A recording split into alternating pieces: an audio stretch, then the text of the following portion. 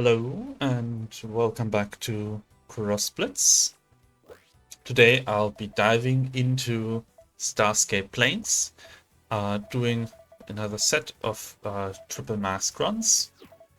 And just as I did with Southern Seas, I will first be taking a look at the modifiers and the different tavern recruits, how they interact with both the map and the modifiers, as well as taking a look at the bosses before fighting the first one on the map, that being Volt. So, yeah, let's look at the masks. So as you can see, there's actually only one map where I did the full set of threes. I think this map is the hardest one with all the masks, both the modifiers themselves, as well as the bosses and the synergies between the bosses and the masks. Yeah, let's go over them real quick. So we got the Crooked Keep, which makes the first card of a different faction cost one more, a different faction referring to the color you picked with. So if you start with a red mercenary, then your first purple or yellow or blue or green card each turn will cost one more. So this kind of incentivizes you to play a one color deck, or if you're playing two colors, lean into one more than the other and only take the really valuable cards from the other deck. I think that this particular mask used to be a lot harder than it is now, for two reasons.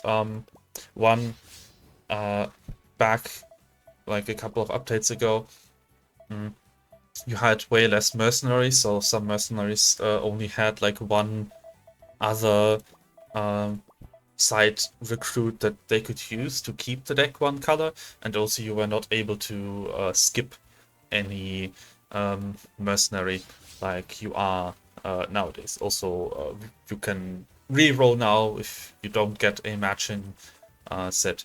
So I think that since most of the time one color is enough to get all the strength you want for your deck, this one's actually not that bad, at least since the most recent updates. Let's go over the Juggler's Mask then, before the Muzzle Mask. So Juggler's Mask, after turn 8, shuffle a bomb into your deck each turn. So that means if you are taking too long, then you will eventually just die because you draw through your deck, and then your deck's gonna have 20 bombs, and then they explode in your face. So that one in particular is pretty hard with the bosses you face on the Starscape planes. So Dondel is actually not too bad. His thing is he has the Dark Album once per turn. After he discards, he deals 3 chronic damage to enemy minions. So it's kind of a removal type of deck with some discard, and his ultimate is if he discards enough minions, he can summon them. However, he doesn't actually have that many cards that discard, in my experience. So a lot of the times you can kind of risk placing your minions and just let them survive one hit of the Dark Album, and then next turn he doesn't get to trigger it. Also, whenever a relic or a card says that the damage is split among enemy minions, what this means is that it's doing instances of 1 damage, which means that any kind of tough minion will completely soak up the damage from this relic. Although you do have to be careful with the tough minion, as we'll see shortly. But Minimagul, Seaspout, and Starscape stage are all bosses that take a very long time. You easily get to 10 mana and beyond, like it doesn't get beyond 10 mana, but like beyond 10 turns. So the Juggler's Mask will definitely put some bombs into your deck. I have had fights where I win against these bosses by decking them out. That is quite possible because like this guy has a lot of removal spells and gains armor. This one has a Thorns Relic, so your minions just die very quickly, and also has guard minions and also has stuff to fill the board with. And this one keeps spamming minions and has lifesteal and also has a very high base HP. So all of them can stall you long enough that the Juggler's Mask can affect you. And all of them are also long enough that you should try to build a relatively beefy deck, which of course is kind of made more difficult with the Crooked Keep Mask, where you don't really want to mix two different factions. If you can take two mercenaries from the same color, then you can sort of counteract the Juggler's Mask by making your deck very big, and also sustain is also quite important. If you're going for S ranks, you are already gonna pick up more sustain, but if you want to counteract the Juggler's Mask, then that's even more important.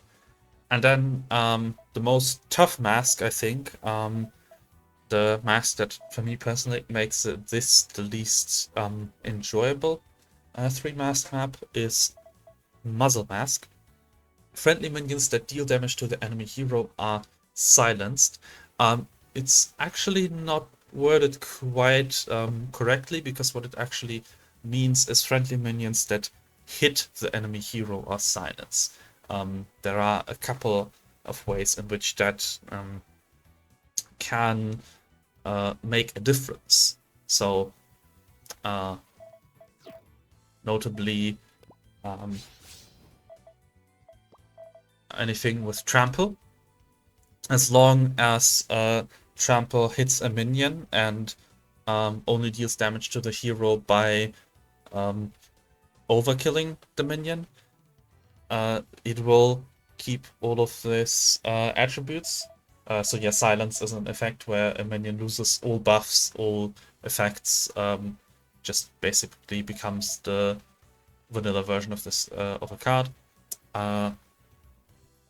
And the other way in which a minion can deal damage to a hero without attacking is something like a ship cannon. Also doesn't get silenced, I believe. I have not actually tested it out with the ship cannon, but I did test it with trample.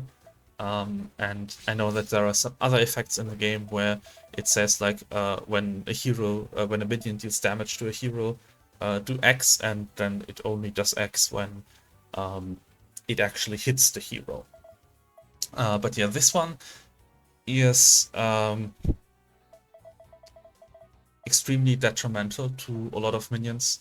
Anything that's a slow scaler is basically out the window.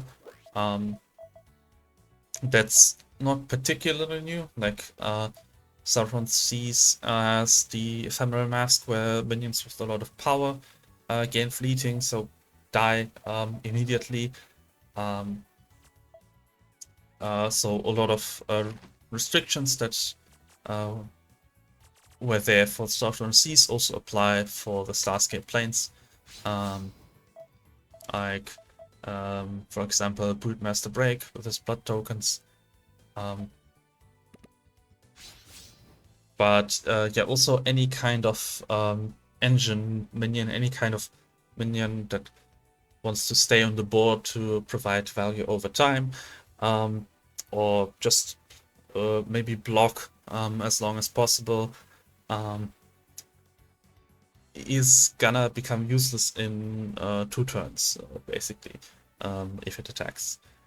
So if you don't get the trinket that makes a minion inanimate, the weighted boots, then you can forget about a lot of minions and kind of have to find a way to gain instant value with your minions or play around spells.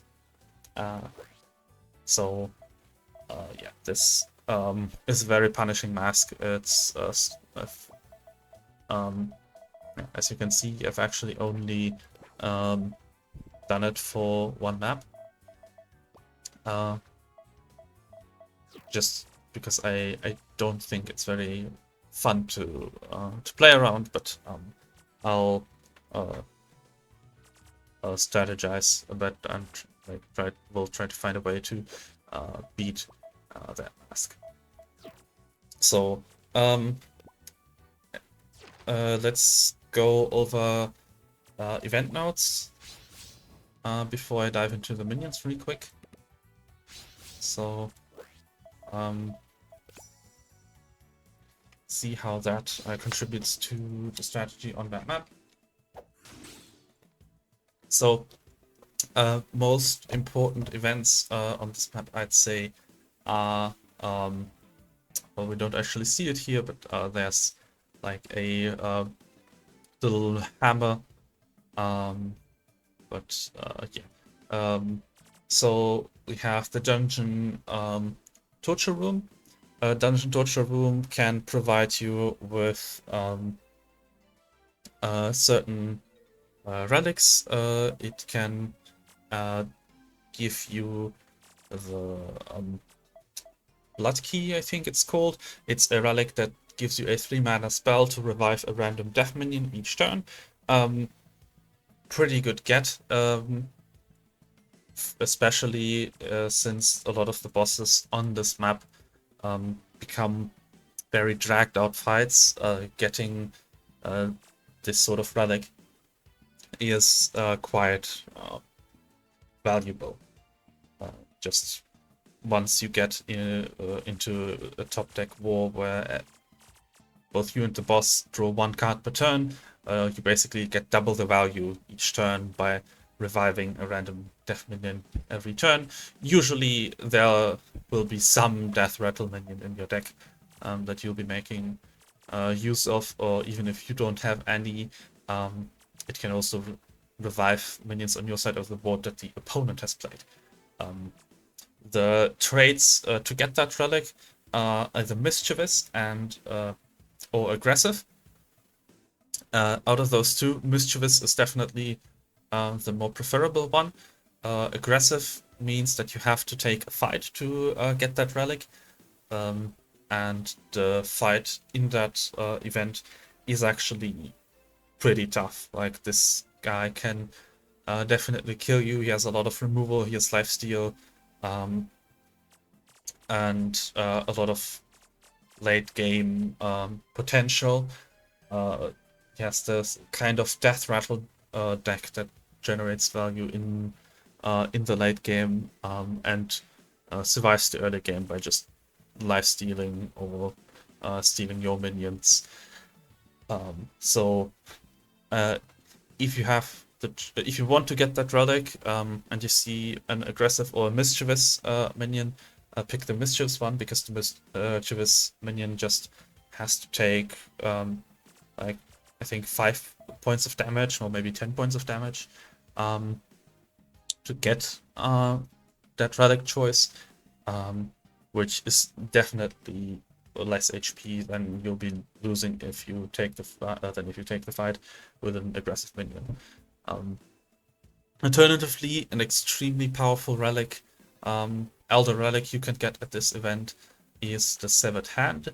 It's exclusive to this event currently, and that relic causes you to spawn a Skull Recruit every time your opponent plays a spell. There are certain decks that can make a lot of use with that relic, especially the poison deck.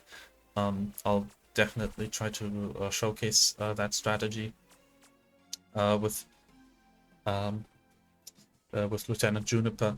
But yeah, this one definitely a an event you want to look out for, although not the most important event. There's the Glimmer Glow Casino. Glimmer Glow Casino has a couple of options. So the standard option you get here without any mercenary traits is you just get some Glimmer, which is a card that costs 0 and draws 1 and bangs 1 Glimmer. I think you need to spend like 50 gold or 100 gold. But yeah, Glimmer is a decent card. It has a bit of conflict with the Crooked Keep Mask, so playing 1 to draw 1 and get Glimmer, which most likely you won't be using, is a little sketch. Unless you are playing a yellow faction. If you are playing a yellow faction, going here is quite worth it because it's just a free card, and if you can upgrade it with a draw trinket, then it's basically Pot of Greed, 0 cost, draw 2. Other options are if you have Intelligent or Mischievous, you can get some money out of this event for free. So if you have a path where like you need to spend a lot of money, like you have, I don't know, 2 trinket shops in a row, or like this sort of maybe trinket shop, or basically 3 green nodes in a row. This can be a nice node to actually have the money to afford that kind of path. And I think with Adventurous you can get some max HP, which doesn't matter. Then there's the merge stand. Merge stand has green cards, particularly Evolve and Light Show cards. So just one very specific deck that actually wants to go to this node. I think it also has some relics, but those relics are also mostly Evolve related.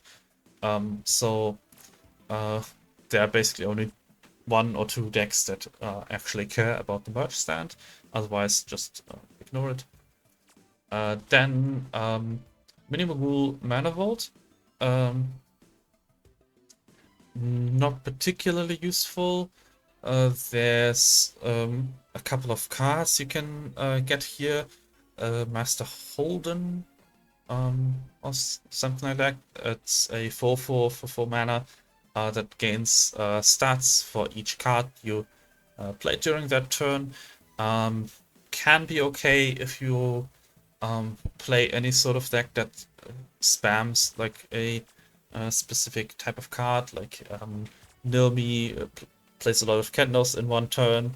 Blood tokens kind of do that, although blood tokens are not really good in that map because of the silence effect. But yeah, that's like one way to utilize that card. Immediate scaling, like getting a lot of stats at once, is definitely more viable on this map than like scaling on a per turn basis. Just because you can get one big hit off before the muzzle mask does its thing. Although that particular card is kind of niche. There are also some options where you can get a wall, which is sort of a 0 power 20 HP card, something just a very big and chunky blocker. I've never actually found a use for that one, but yeah, I guess if you want to build around that somehow, you can. But for the most part, not a very important node. There's a relic shop as well. Relic shops, okay. Like you can get a heavy blade, for example, where your minions in the starting hand get a little bit stronger. Probably not gonna do much against any of the bosses, but might, if you find it early, then it might help you get through some of the early fights. And then finally you can get a little bit of gold at that place. So it's less than the casino. I think it's only 50 gold you can get here, but if you have nothing better to do, then I guess you can go here, but also not a priority in pathing. Then Rupert's Oddity Shop. This is one of the better nodes. So this one can give you access to 3 trinkets. There's a trinket that makes Glimmer. There's a trinket that eats Glimmer for a stat boost. You can combine those on the same card to immediately get the stat boost. And there's one trinket that makes any sort of damage effect stronger and gives you a random trap card. Random trap card's gonna be a little expensive, unfortunately, for most decks because of the Crooked Keep mask. However, certain trap cards can come in clutch against bosses, like particularly Bulk Beam. Can provide a lot of late game value if it transforms some 10 mana dinosaur into a 1/1 Clucky. And the damage up is also nice. Like if you have something like cannons, then yeah, or some kind of removal spell, then having a guaranteed path to extra damage without relying on the randomness of trinket shops can be nice. I don't see the special fight on the map, or the little hammer node. So let's restart the maps. See if the icon appears this time.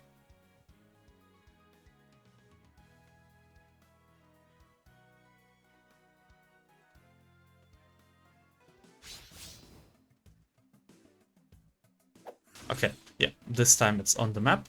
So Hogwarts Forge, I think that's the most important event node on this map.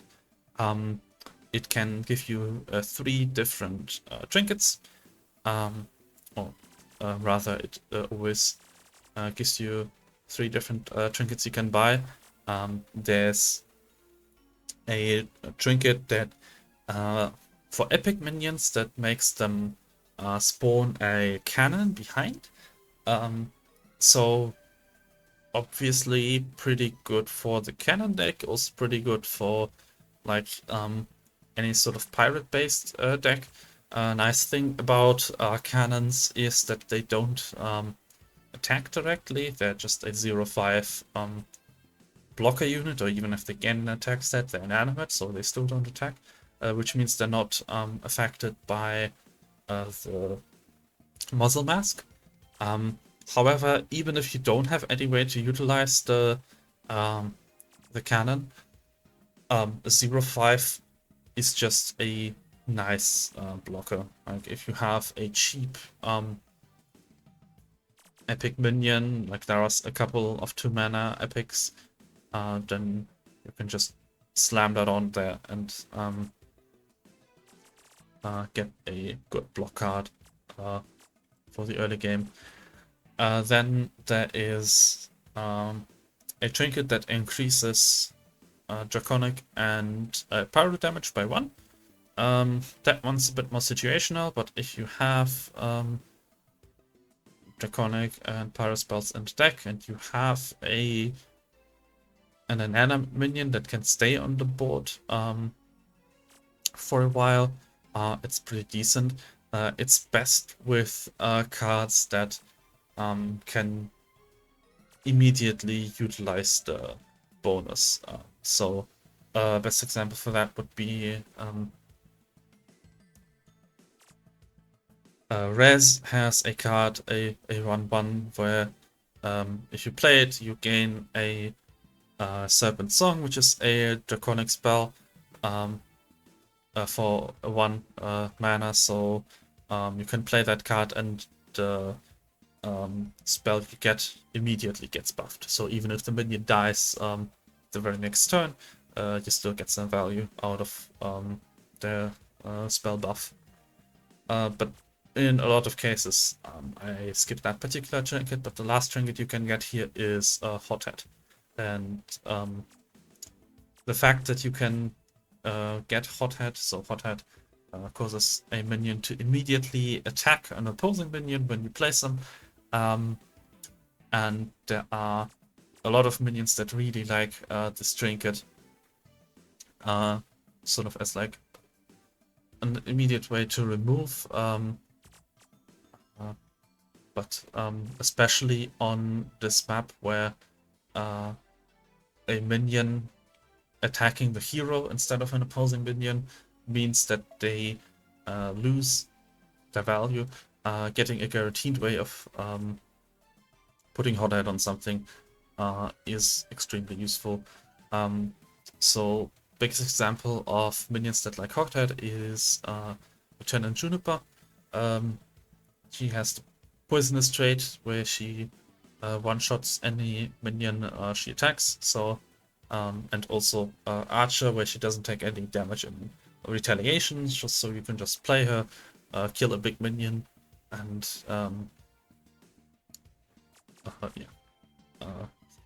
for 3 mana, and she isn't gonna run the risk of being killed before she actually gets to her turn. Anything with a death rattle really appreciates Hothead on this map, because if the minion attacks into the hero before they can die, then they lose the death rattle because they get silenced. Also, anything with trample really likes Hothead, because if you attack a minion with Hothead, they can trigger the trample on that and get some damage in against the hero, and they do so without even losing the trample, so they pretty much get to attack twice without being punished. So yeah, this is definitely something to look out for. And then there's also the special fight drivel. Also kind of situational, but really good if you can make use of it. The way this works is you get a bunch of crowd surface, and those are 1/1 minions with a riff effect, and the goal is to trigger a bunch of riff effects at once to win the fight and get a special trinket. You can win the fight normally as well by just killing Drivel, but if you don't go for the special win condition, you don't actually get the trinket, and it'll just be a waste of the node because yeah, you don't get any special rewards. So the trinket is a common trinket, which gives you a draconic riff or something like that. Let me see how the card is actually called. I went over all the notes anyway, so might as well go to the mercenary selection. It's a res card.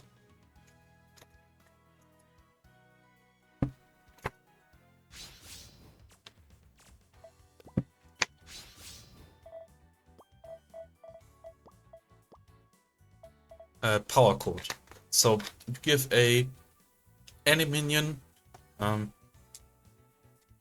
riff, gain one of these spells. 4 mana, deal 4 damage, lifesteal, which is really powerful, of course. Just a guaranteed way to get sustain, and if you combine it with any minion that gives you a spell anyway, like I mentioned already the Riot Rocker, you can immediately use that spell to trigger the riff before anything happens to the minion. Just get a power chord. obviously incredibly powerful on Res herself because she can have Power Chord in the starting deck and therefore buff the Power Chord as well.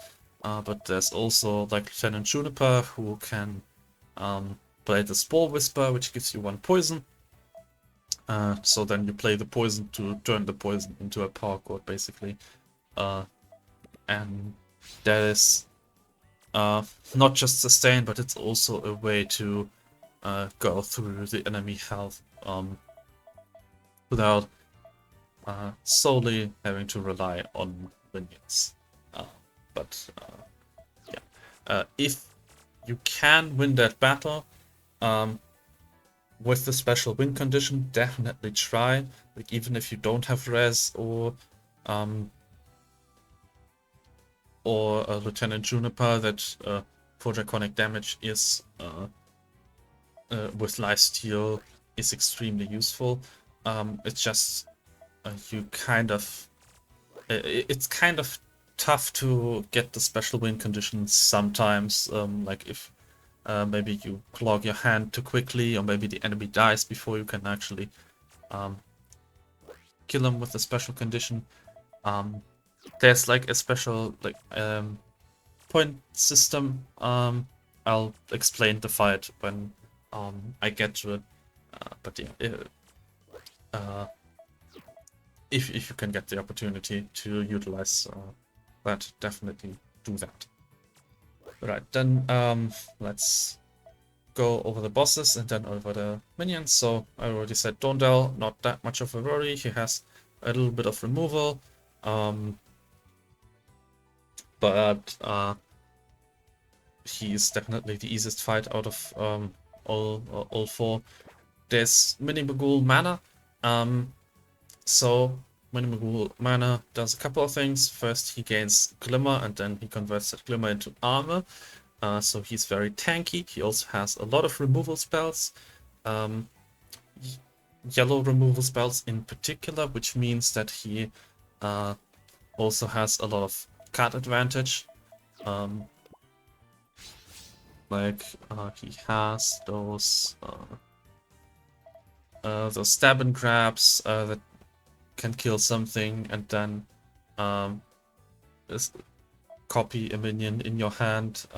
He also gets Raining Knives, which is an area of effect with a draw 1 attached to it. Double Cross doesn't draw anything, but it's just very efficient because it deals 4 to up to 3 enemy minions with its diagonal targeting. He has some very threatening late game minions with some very high stats and things like Dual Strike, which he can further buff with its Blitz Burst. Glimmer Guards play 6 minions and then basically give every minion +3/+3 in a roundabout way. But also give them the effect of the Glimmer bot, where he bangs more Glimmer and gains even more armor. That's actually a pretty busted Blitz Burst. Like playing 6 minions is just something that happens. It's a pretty easy Blitz Burst condition to meet. And then if he has any number of minions on the board, they can become very big and scary quickly. So that's a fight that can take long. And when it takes long, you get big and powerful minions that you can only really get rid of if you have removal that and the kind of removal that doesn't care about health, but just straight up says like kill the minion. Then there is the Spout Pier. It's a dinosaur deck, so also late game it has the Brambit Cutlass. Your hero has Thorns too. It's very strong neutral relic for any kind of deck that wants to go late game, because basically anything that's weaker than 5 mana will usually not have enough health to attack more than twice. You are already punished for having any sort of trying to maintain any sort of long-term engine order on the board because of the Muzzle Mask, but the extra thorns just makes it even more difficult. And even if you do get down some kind of late game threat, it's very limited in how long it can stay on the board and deal damage to the enemy. So Sorella also has a couple of sources of guard to take less damage. Also, the minions themselves also gain thorns, and the main thing she does is play dinosaurs. So Blitz Burst kind of usually not the thing you worry about. If she gets to that Blitz Burst, then most likely you'll have other problems to deal with. Namely, once you get to 8, 9, 10 mana, she'll play very high cost dinosaurs with a lot of power and trample, which can also chunk you down very quickly. But fortunately, like in terms of strategy, whatever you do to deal with mini Mogul mana will probably also deal with the boss in the C-spot Pier. They're kind of similar. Playing big minions, surviving for long. Starscape stage, also something that'll go long, but in a very different way. First of all, highest HP boss on this map, and I believe also in the game in general. Like, yeah, here we get 45, here we got 40. Southron Seas goes up to 40. Technically, this has the same HP with the armor mask, plus 10 armor. This goes up to 40, but basically has almost constant guard, so more like 60. So sometimes Tusker Locks is a bit tankier than Kazoo, but Kazoo also has lifesteal, so just very hard to take down. His thing is like spamming a bunch of low-cost minions, and those low-cost minions will also prevent you from making meaningful progress without trample. And then he also has the Razzmatazz suit, where after a friendly minion with no abilities dies, summon a Razzmatazz Fanatic, which is a minion that deals pyro damage to random enemy minions. So minions revive to such that they can jump block one more time, and then once they die again, they will also act as removal. However, as difficult as the Kazoo fight can be, he's also the most straightforward one to counter with tough. So tough minions, first of all, they don't take any damage from the Razzmatazz Fanatics, and second of all, they don't take a lot of damage from the many low cost, low power minions he plays.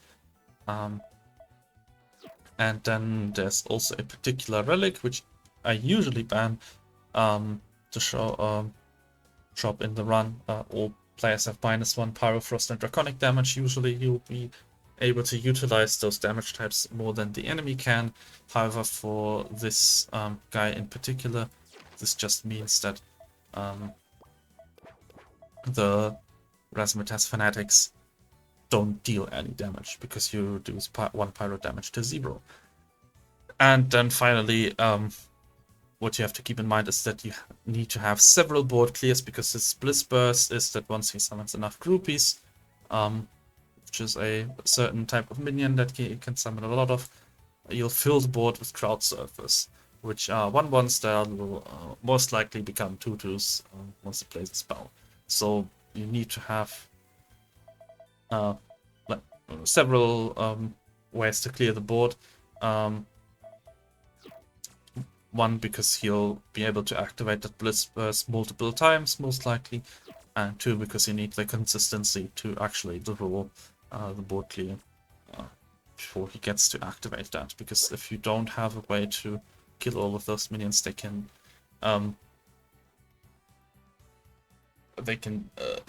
get you down to 0 HP real fast. So, yeah. Tough map. What are the best minion choices? Well, there are a couple of things that are very different from the first map. First of all, Admiral Brass. Usually one of the best mercenaries in the game. In this case, however, pretty bad. Mostly because the main source of power, Cutlass Swine, is greatly nerfed. So, Dual Strike, it used to be that minions with Dual Strike could hit twice before the Muzzle Mask resolved. Like, I remember I solved a lot of solved this map with the 8/8 double strike minion. However, I just checked it before recording, and it seems to have updated where if you have a minion with dual strike and they strike the enemy hero with their first strike, they will not get to do the second strike. The dual strike will be removed before their whole attack resolves. So Cutlass Swine just immediately becomes a just a 3-mana 2/1 with Rush, which just won't cut it. Like, there are some other things you can do with Admiral Brass. You can go for sort of like a pirate spam sort of deck where you try your fill your hand with pirates, particularly through Brown Tooth. Then play Rig Beaks to reduce their cost and get the ultimate out as well to reduce the cost again. Then play Admiral Brass, then fill the board with all your pirate minions who will all have rush and hopefully deal enough damage to kill. However, as mentioned previously, most of the bosses have quite a lot of health or some way to keep the health high. So one all-out attack on Admiral Brass probably won't cut it, and getting several of those can be sort of difficult. So yeah, Admiral Brass, one of the only maps where he's not very good. Bang, Bang is always a strong choice,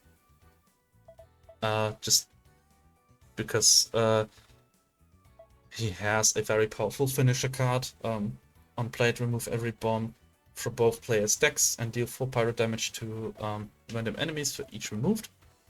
So this is one way to actually turn the Juggler's Mask into an advantage. Like, once the Juggler's Mask keeps activating, it'll basically buff Bang by 1 bomb each turn. It's also a way to get instant value from a minion, so it doesn't really care about the Silence Mask. There are some minions in the bomb deck that do, particularly the Bomber Bird with Russian Flying, which adds a bomb every time it hits the enemy. Usually a pretty good card, not on this deck. Jolly Bomber can be a bit difficult to use if he doesn't get off his death rattle. However, at least he'll always get the plate effect for the bomb, and then you should look out for Hothead and then try to give Jolly Bomber Hothead so he can always trigger the death rattle. And thankfully, that's something you can consistently do in that map. So you can get bombs fairly easily. Plated Grunt, probably not that good because of the silence effect. Anything that wants to stay on the board can, if you get inanimate. However, that's a trinket you can't guarantee seeing on a run. So, and if you have several minions that want inanimate, you kind of have to be picky about that. So usually I like putting Plated Grunt in there. But for this, you'll probably want like maybe Blast, although I don't like Blast in general. Removes the bomb to exchange for immediate removal. Blast Guard can be interesting. It gives you armor equal to bombs in all decks, so if you get to that point where the Juggler's mask can give you bomb, then this will actually scale the amount of armor you'll get. And then you have, of course, some of the other self-bomb minions. So Burst Throw, which I don't like because it gives the enemy extra cards. And Burst can be okay. It can be usable if you're going for the Babbling Trio ultimate, where you put bombs into your own deck to shuffle them into the enemy deck. Of course, also a way to turn the Juggler's Mask into an advantage. Get bombs into your deck, but then use the ultimate to put them into the enemy deck and actually use the stally nature of the boss fights to your advantage. So, but Bomb Barrage is also just a very solid card. Stack armor, and then eventually get at least a war clear or potentially a Bosco once you have enough. So yeah, Bang. Haven't actually tried him yet on that map because Bang is a pretty new minion. However, just from the way this map works and like from what I've seen with the bosses and looking at the mass, I'd probably say that Bang might be the strongest choice on this map. Break, really like this minion. Haven't had an opportunity to utilize them on Southern Seas because he's a scaly minion. But because he's a scaly minion, it also means that he's not very good on Starscape planes. Dual Strike, useless to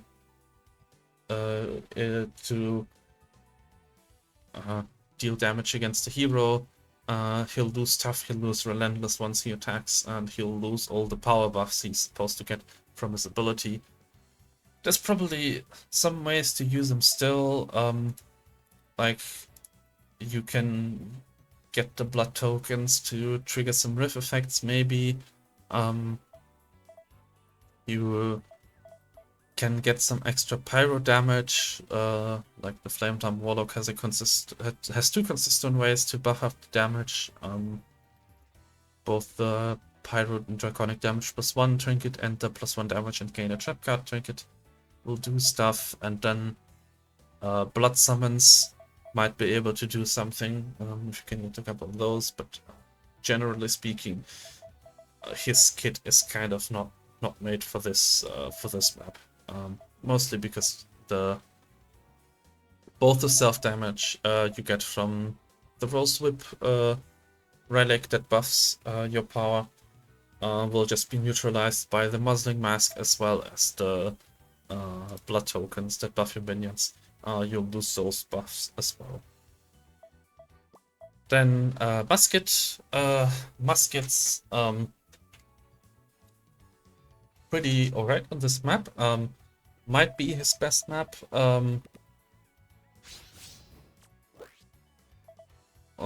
Southern Seas is also very strong for Musket because there's a particular Elder Relic you can get on that map. However, he actually has trouble winning the fight where you get that relic, and on Starscape Plains, his source of power comes from trinkets. Yeah, so of course the cannon trinket that spawns cannons behind epic minions, most notable one. He doesn't have any epic minions in his starter kit. Well, I guess they are technically Red Wing Provisions, which will grant you access to a Rigbeak, but it's kind of a slow play, and you also need to get a Rigbeak, an actual Rigbeak, into the deck to buffer with that trinket.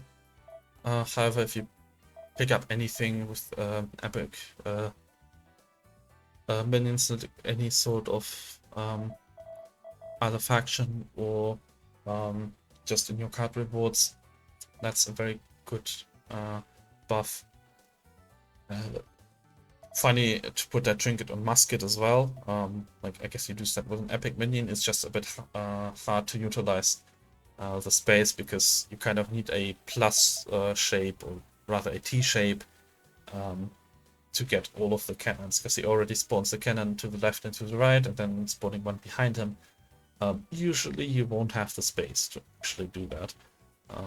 But yeah, the other thing about him is, I think if I remember correctly, the third relic you can get from the Dungeon Keeper fight is the Dewy Pantaloons, which is a relic that triggers death rattles on blade. That's extremely strong with Pyre Wisp. Pyre Wisp either gives you cannons if you don't have any, or fires all cannons if you do have some on the board. So a 1 mana fire all your cannons once is quite powerful. There's a spell that can summon 4 cannons, so for 7 mana. So as an 8 mana play, it's pretty strong to like summon 4 cannons, play a Pyre Wisp, fire them once, then get your ultimate,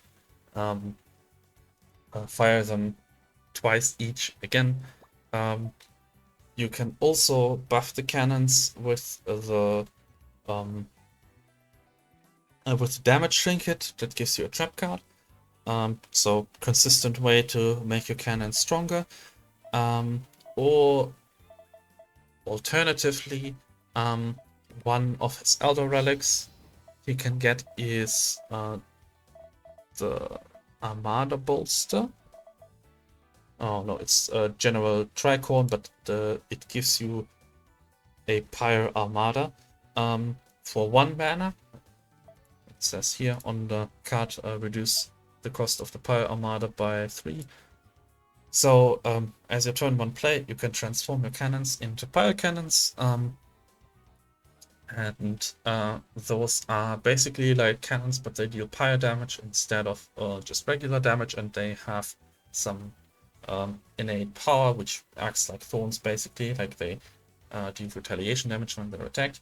I usually don't like that relic in particular, because you don't get to buff those Pyre Cannons. You like as far as I've seen, and I've played quite a bit of musket in the last couple of days, you can't actually get the Pyre Cannon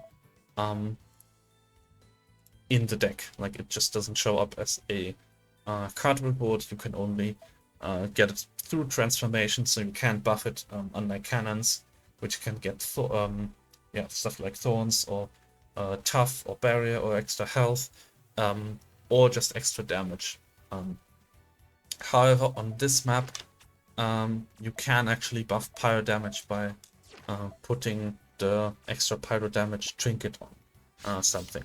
So musket is a pretty good target for that, because he'll spawn 2 pyre cannons, and then those pyre cannons will have that buff because of musket. Or of course the pyre wisps are a good target for that as well. If you manage to make a pyre wisp get off the death rattle effect consistently, and then you can also opt in for the alternative ultimate on musket, the Armada Bolster, which will buff pyro damage and also heal your cannons. At once, it's a little bit inconsistent. However, if you do get enough cannons on the board, you can actually make it so that this ultimate can trigger pretty much every turn, like something like 4 or 5 cannons and some pyro wisp spawners or a couple of cannoneers, and yeah, this thing will just keep healing your cannons and keep buffing pyro damage until the enemy's eventually dead. So in general, I think musket is a little weak, and I don't know if he's stronger than some of the other choices we have for this map, but if you want to play with Musket, then this is probably the best map for him to do so. Main problem with Musket is that he's quite slow and sometimes your board is kind of full, so that you can do anything really, and being slow on this map can be punished quite a bit. Also, the other issue he has is that a lot of his minions want inanimate, like Pyrovisp, I guess, doesn't need to have inanimate because it has 0 power, so it doesn't attack. And of course, cannons already have inanimate, but something like Musket that wants to stay on the board so that your cannons can actually kill the hero, he kind of wants inanimate. Cannoneers definitely want inanimate. They fire a cannon every turn, and yeah, without inanimate, they might only be able to last 1 turn with their actual ability. But yeah. He definitely has some fun tools on this map. Res, extremely strong. Res is pretty much always a good choice for any map. There's one exception, but yeah. This map in particular, though, gives Res even more advantages than she usually has. Extra draconic damage on something like Stella or something like Riot Rocker, which gives you a draconic spell, is really good. Riff effects, the gain a power chord on Riff is really good. Main issue with Res is she does need some time to scale up to the point where she can actually kill the enemy. So yeah, the bosses on this map have quite a bit of help, as I already mentioned. And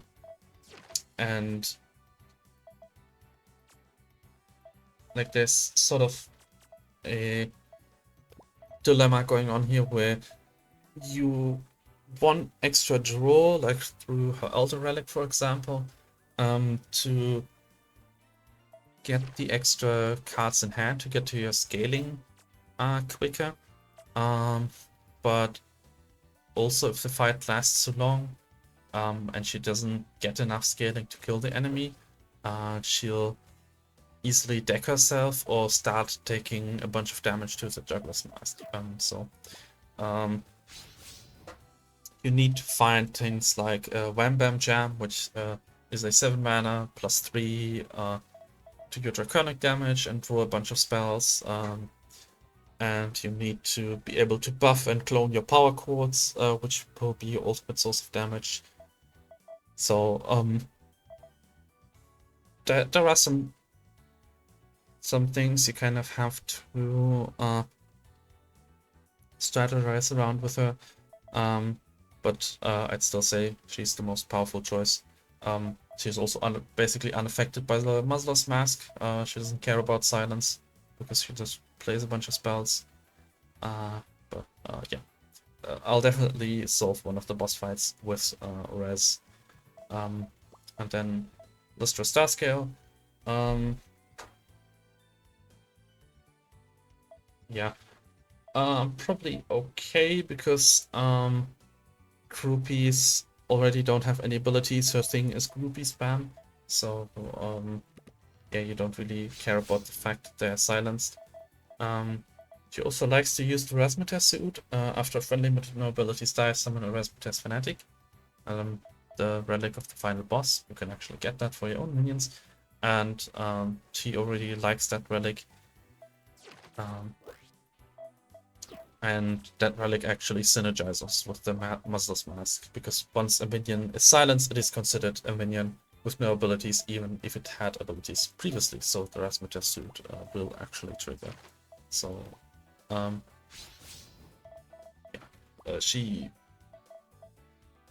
can do a couple of things, and she does have like a little bit of lifesteal, not for long, because after getting one lifesteal of the enemy hero, the lifesteal would get silenced. But yeah, other than that, Hothead is also pretty good for her because she has an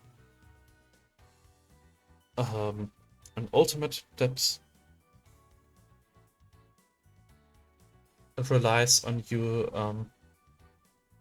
killing your minions during your turn. Yeah,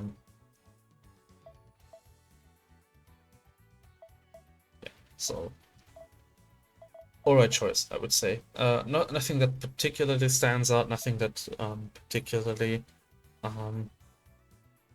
is nerfed. The main thing is that Lustra can struggle a bit with damage if you don't get the right cards. Like, you need cards that buff groupies or that summon buffed groupies. Otherwise you won't get through the enemy HP. Her starter deck is a little weak, but yeah, with a little bit of luck in the card rewards, she can definitely take this map. Abraxas. So Abraxas is always a solid choice because she can ultimately rely on Ancient Oblivion after playing enough Dragon Minions, deal damage equal to the cost of all cards you've discarded, split among all enemies. If you have a couple of expensive cards, then this can easily build up to something like 40 damage. She can't utilize her stronger strategies, unfortunately, those being anything based around the ceremonial garb. That's a relic that gives you +1/+1 on discard. Right over here. After you discard a card, give a random friendly dragon minion +1/+1. Slow scaling will just get shut down by the Mother Mask, but you can still go for the Dark Album. That's the relic the first boss has, where you get some extra removal power and then get that ultimate going eventually.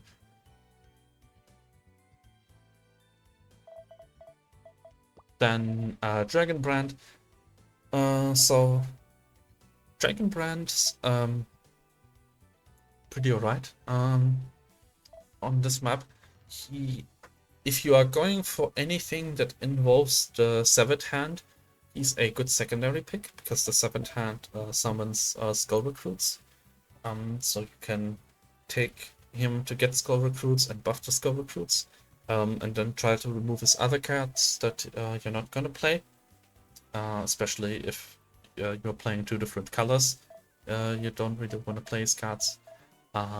But yeah, just getting the buffs on the Skull Recruits for stronger summons and enemy spells is quite useful. Also, just as I mentioned for the first map, Void Ancient is a good way to kill the enemy if you manage to get the damage buffs for him. There's of course 2 guaranteed damage buffs for Draconic damage on the map. Draconic and Pyro +1 at Hogwash Forge, and +1 damage and a trap card in the oddity shop. So trying to buff Void Ancients and go for a sort of burn strategy with that guy is more consistent than usual. He also likes getting Hothead on those Void Ancients to immediately trigger Hothead and to basically turn Void Ancient into a hybrid removal and burn spell. So that's one possible solve for this fight. Bruteskin Ancient, which is usually a pretty nice minion, like just a lot of bulk for a 2-mana minion that can get buffed by Skull Recruits. See, unfortunately a bit weak for this map because of the Muzzle Mask.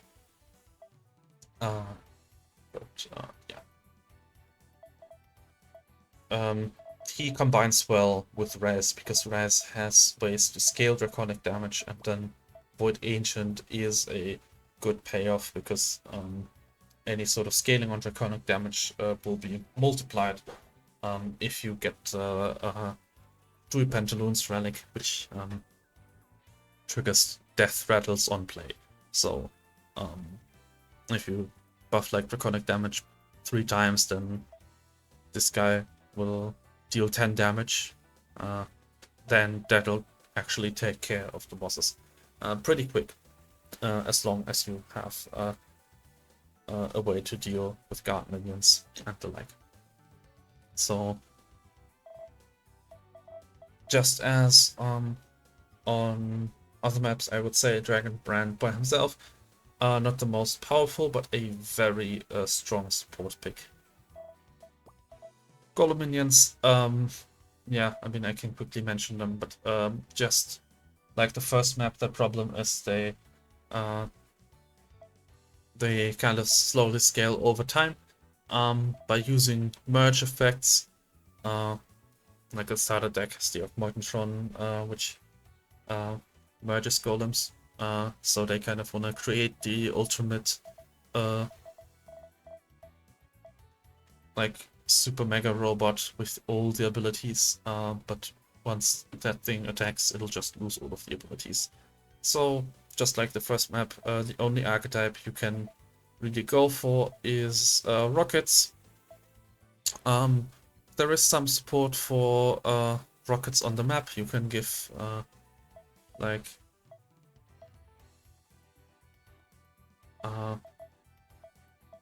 actually, I just noticed that booster bed already has hot so never mind.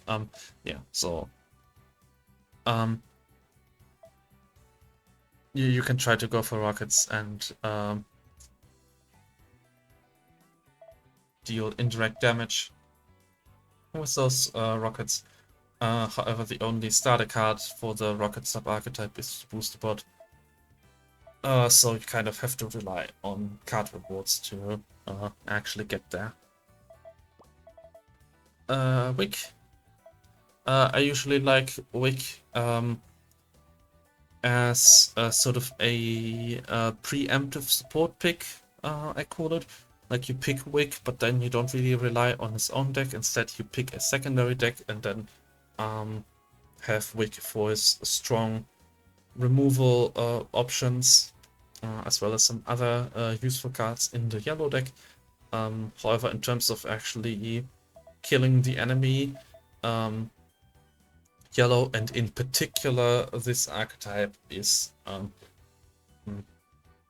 pretty hampered by, especially by the extra cost mask.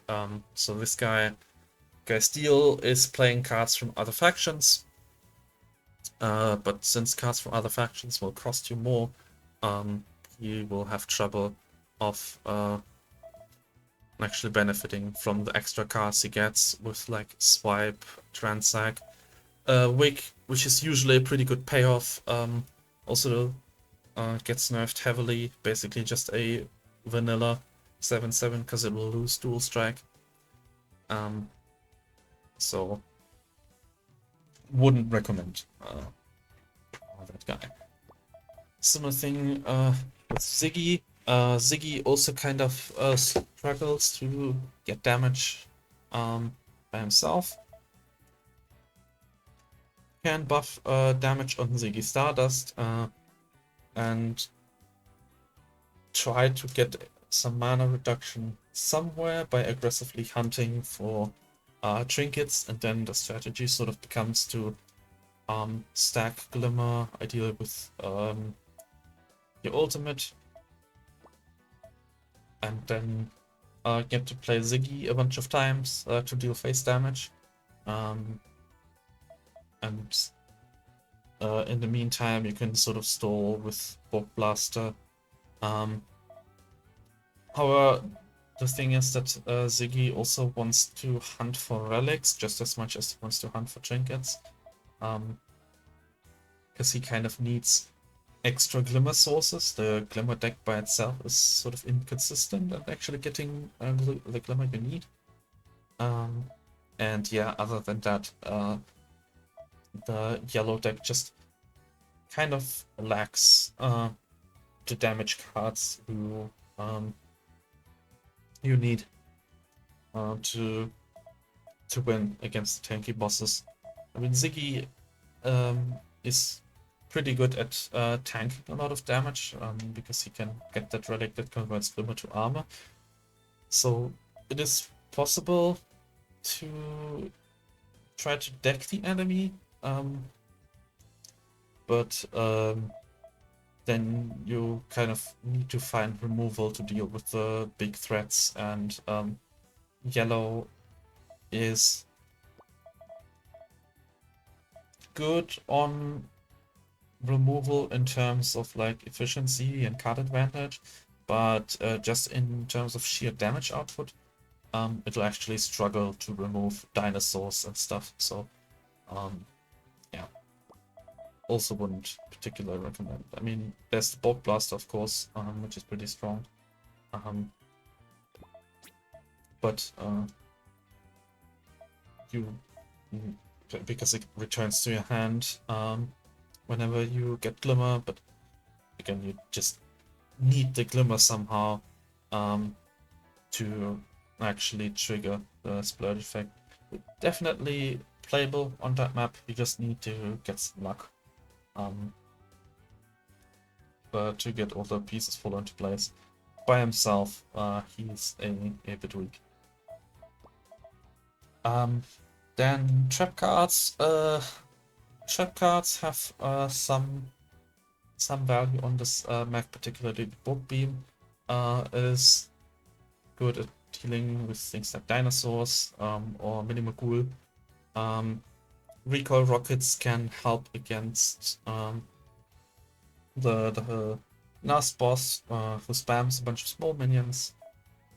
Also, notably, recoil rockets don't deal any elemental damage, so the relic that makes elemental damage weaker actually doesn't debuff your recoil rocket damage. And of course, you get extra traps from a particular trinket on that map. So definitely some ways to utilize the trap deck. I think the trap deck though is a bit underpowered to most of the other decks in this game. There's one very good aggro strategy you can do with the trap deck, where you use the Magitech Scholar, which buffs upon traps being revealed, the Book Beam, maybe something like the Tinker Tot to draw towards your traps, and then the Crowfeet Relic.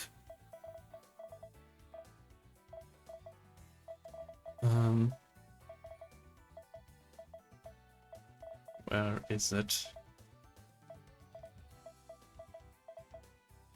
Nope, that's powder.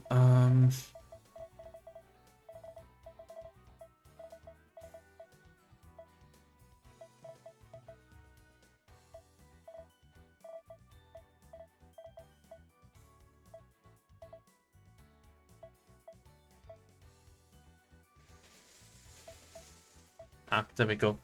Where every time you play a trap, you summon two of these guys, rush flying.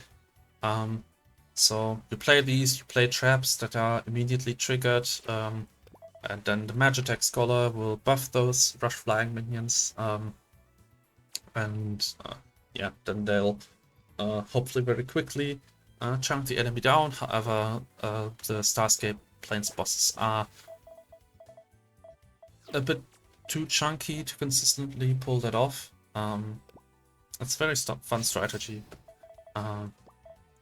Yeah, might not be very good for this particular map. Nail Me. So Nail Me's a bit of a tough one. A lot of minions sort of rely on dual strike or otherwise repeated strike. So like Belarus gets nerfed by the Muzzle Mask. Naomi gets nerfed by the Muzzle Mask. There's Yaza, which is a 7/7 with Dual Strike, also gets nerfed by the Muzzle Mask. So yeah, she really suffers a lot from that Muzzle Mask. I think Naomi's not particularly viable. There is the burn route you can go with her, like Jab, Gut Blow, Apex Strike. If you get a couple of those, that's one way to chunk the enemy down. And then you can just use Kendos as like a removal and control tool. Maybe get a Necro Hammer for survivability. So I guess you can do that. But like the focus stuff, you usually do with Nelmi, where you try to buff up your Polarises and Yazas, and Nelmis that doesn't really work. So yeah, Nelmi can be alright with the spell, otherwise she struggles. Piper. So Piper's biggest strength is his relic, his Elder Relic in particular. Where is it? Ah yeah, Mage Hat. After you freeze an enemy minion, freeze the enemy hero. I still think that's very good on this map, especially if you can combine it with some kind of trample. Although Piper himself also gets mega debuffed by the Muzzle Mask. Shiver Shades deal damage when they die. With the amount of Shiver Shades that guy summons, and especially the amount of random summons you get, even with Hothead, they'll kind of be inconsistent at spawning in front of minions, so a lot of the times they'll lose their Death Rattle to being eaten by Muzzle Mask. Mana Knights also not a thing because of Muzzle Mask. Similar thing with Piper, who's usually pretty good, just as a cheap flying minion with some bulk. That guy, even without his ability, but yeah, he'll just lose flying. So there are a lot of removal spells in his deck, and Frost in particular is actually pretty good at dealing with big minions because they'll usually deal double damage. But Piper doesn't really have a win condition on its own. So as a support minion, he's still very strong because of that relic, because of his numerous removal options, but as a first pick, that's a bit questionable. Katanas, still not a fan of Katanas. On this map, it might be a bit more justifiable than usual because of Lotus Tsuba before your hero attacks. Silence the target. Silence can definitely do some good things on against things like the Minimagul or the dinosaurs. You'll still take a lot of return damage when you play your Katanas, because those minions will have a high power stat, so you kind of need to get some guard minions like the Blade Keeper going and try to give them some bulk and inanimate. But yeah.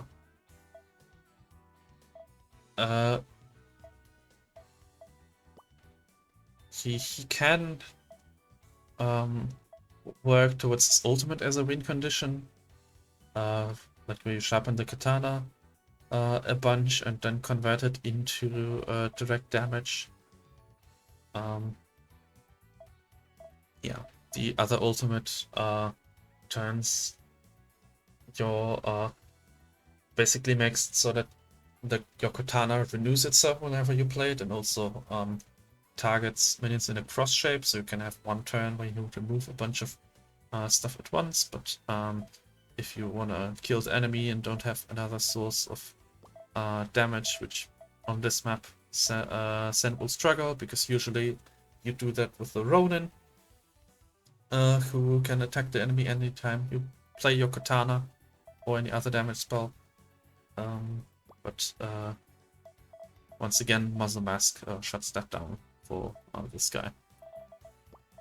So now Sid, also, so this one's kind of a double-edged sword.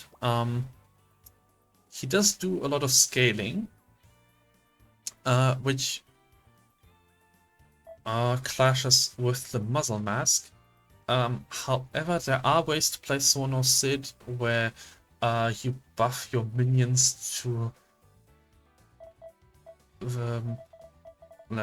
have very high stats while they are in your hand, and then you play them and they get on the board with like 20-20, and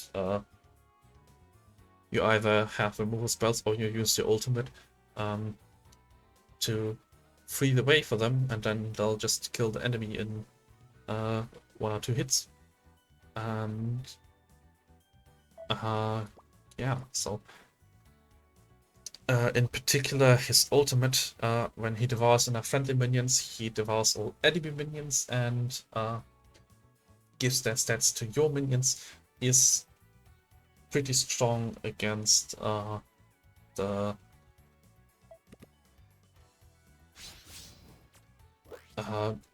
Minimagul and the dinosaur boss, just because they have a lot of stats you gain from eating them. So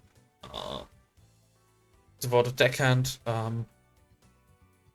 is a minion where whenever it gets eaten, it summons itself. That one really likes the inanimate +1/+1 buff, just because it doesn't really want to attack anyway. It just wants to get eaten a bunch of times. Yeah, having inanimate is just extra nice on this map, then, because it won't get muzzled. And then you'll just try to get some build up some big finisher. Like something you can do is like play something like the Famished Fish, which at combat starts devours minions to gain their stats. That's like usually one of the strongest things Sono Sid does. Get devoted hands on the field, let them be eaten by Famished Fish, and then the Famished Fish resummon the devoted deckhand because they get devoured. And then once you have enough of both devoted deckhands and Famished Fish on the board, we'll just keep eating them over and over again and become really big. And just kill the enemy. But yeah, that one doesn't work. Sono Sid himself also doesn't really work. He eats minions in your hand and then summons them once he dies. But yeah, Muzzle Mask actually screws him up really bad, because he will eat minions in your hand, but then he'll lose the death rattle, so he's not even gonna spit them out. So 2 minions that you kind of just have to go without.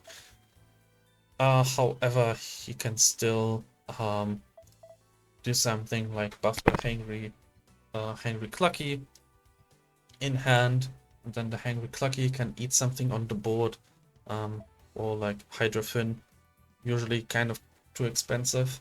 But on this map fights go pretty long, so yeah, eating from the enemy hand to reduce their card advantage, also pretty strong. And then again, there's just that ultimate where you eat all of the enemy minions, just complete board clear, and you gain all of the stats, which will amount to a lot of stats with the way the enemy work. So definitely restricted from using its most powerful strategies, but there are still ways to utilize Sono Sid on this map. Core. So I imagine that archers work the same way that trample minions do.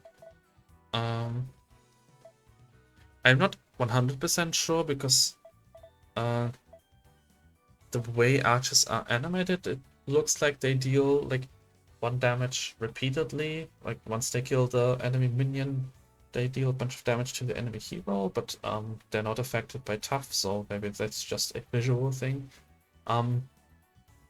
If they do work like trample, again, I've only tested trample, not archer, but yeah, if it works the way I think it does, then archers are quite strong on this map. Mainly because guaranteed hothead is really strong for archer.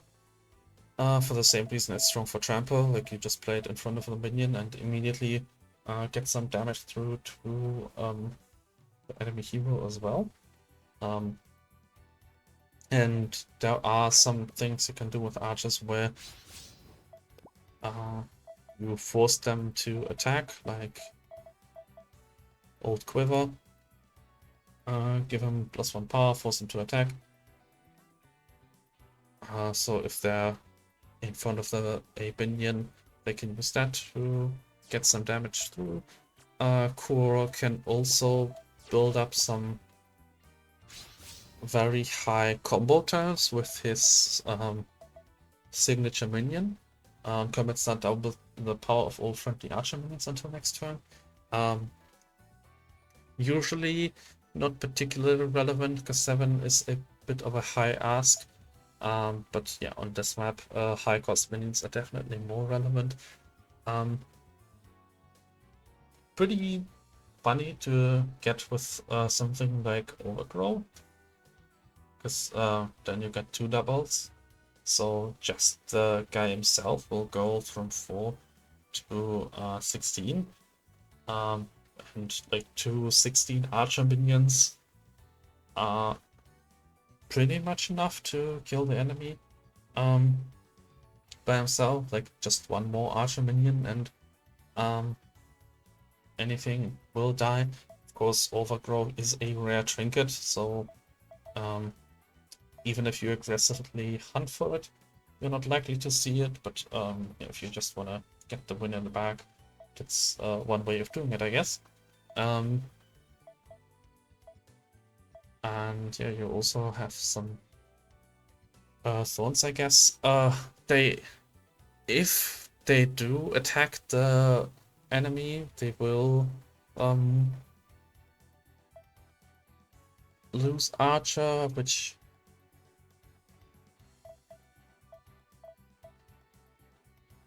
does mean they will no longer synergize with core, but it also means they'll deal retaliation damage, so sometimes losing archer won't even be that bad. If they die on the enemy turn anyway, then it's at least good to get the retaliation damage in. So yeah, there's definitely some things you can do with archers on this map. Guaranteed hothead is a big deal for sure. Then evolve. I've stated this in the guide for the first map. I just don't enjoy playing Parsley. However, I will say that just objectively speaking, he is very strong on this map. There is a node that is pretty much just made for that guy. Evolve also works around the muzzle mask, because your minions lose their abilities, but then they evolve into new minions with new abilities. It works around the enemies with big hitter minions. Like dinosaurs are pretty big threats, but Evolve can defuse them without needing to output like direct damage she might not have enough of. So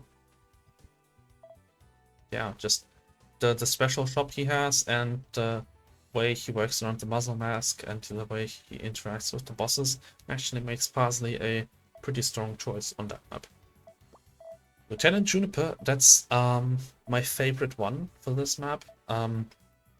So there are a couple of event nodes that work spectacularly with Lieutenant Juniper. She likes Guaranteed Hothead for the signature minion. She has one of the cheapest epic minions in the game, which can get you extra cannons. Like 2 is the cheapest that epic minions get. And she can really benefit from the Severed Hand, the relic that spawns 1/1 skeleton recruits whenever the enemy plays a spell, including poison spells. She also has a particular relic, the Sliverthorn Quiver, which gives you 3 unconditional removal spells at the start of the game, which is very good against the dinosaur and mini Mogul guy. The main thing she struggles with is actually killing the enemy. Back in the day, I would take the 8/8 dual strike neutral minion, and that'll usually do the trick. Now, of course, dual strike doesn't work on that map anymore. However, she can definitely get to a point where she can just deck the enemy. If you put enough cards into Lieutenant Juniper's deck and just completely focus on stall, buffing your noxious arrows, getting more poison puff grenades, which act as a board clear, then yeah, and just adding poisons that spawn jump blockers for you, that'll. And she also has some healing in her kit. Like there's the Pedal Mage that can heal your hero, and then there's the trinket for the Spore Whisper that can spawn the 4 damage lifesteal spell, and that's totally enough to just stall the enemy out. I've definitely won battles that in that way. It might be a bit tedious, but I actually kind of enjoyed just not letting the enemy do anything. Yeah, but Lieutenant Juniper herself just doesn't have a lot of minions that with the sheer damage output that can deal with the enemy. I think now that the poison deck has been updated, that's no longer the case, although some of the like finisher options would kind of suffer from the muzzle mask. Of course, she also has the ultimate which can scale your poisons, make them more powerful. However, for several of the maps on here, several of the bosses, I actually would prefer the Noxious Cascade, which transforms the enemy poisons into noxious arrows for you. So you can refresh those removal spells. Quite important against the dinosaurs or the mini Mogul. And then finally there's the Shrubbesaur guy.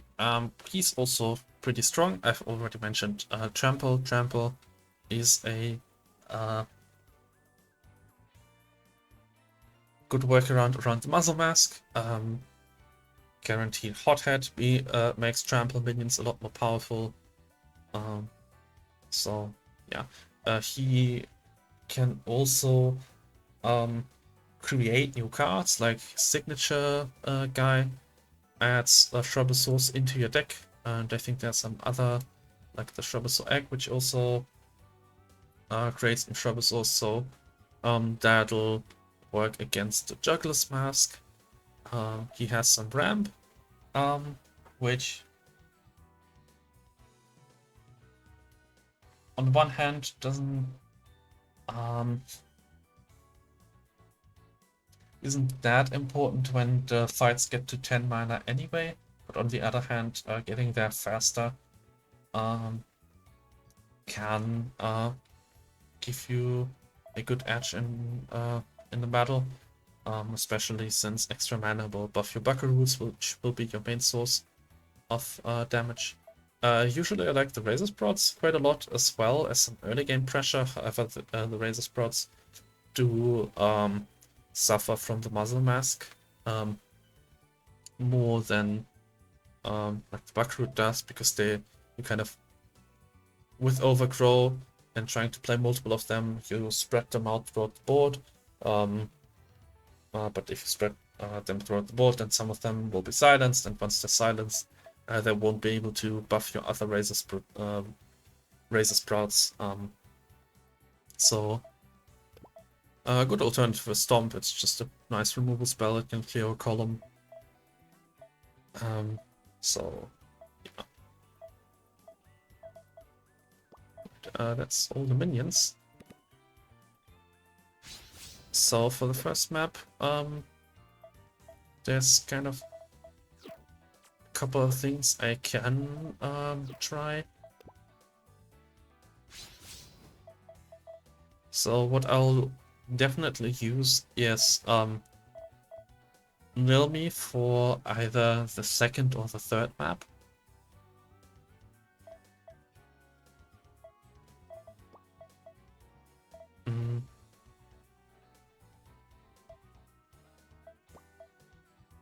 I'll probably use Bang on the other big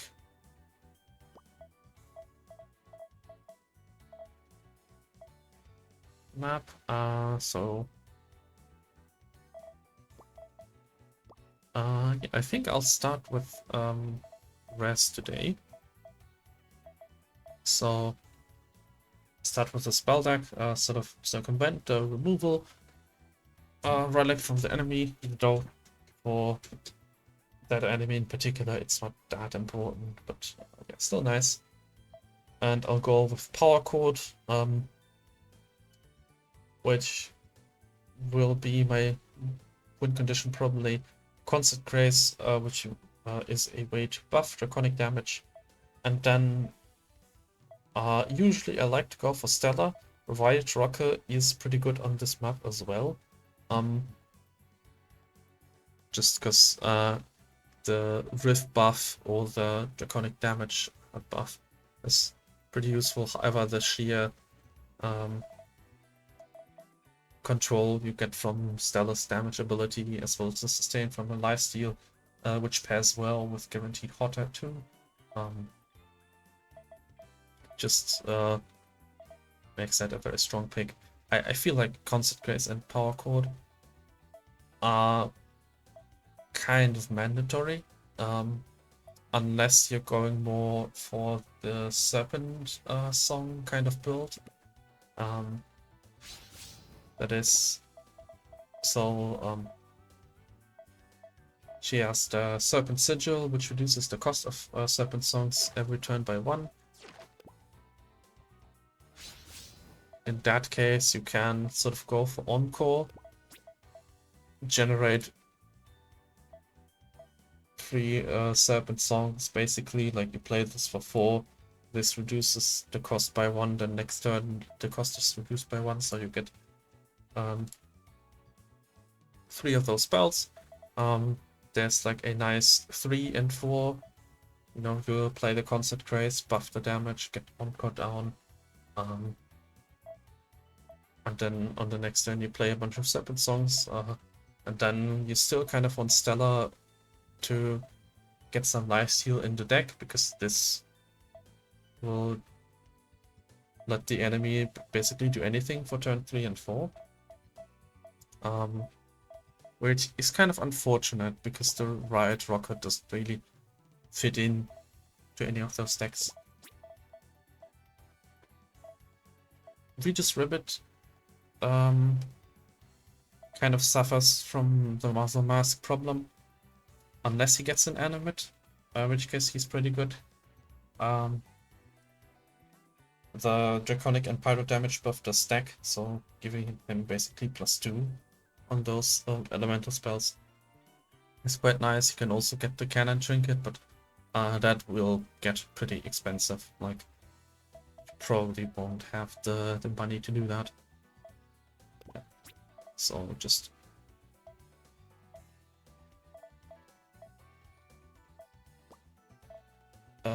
Power Chord Concentrates. For the ultimate, there's when you play enough spells, you can use your Serpent Songs to target the enemy hero.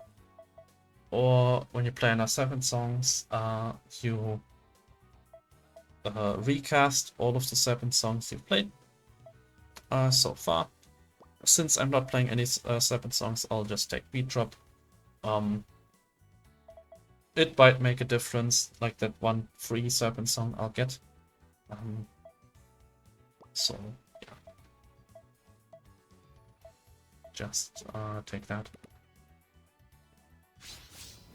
Then for relics, so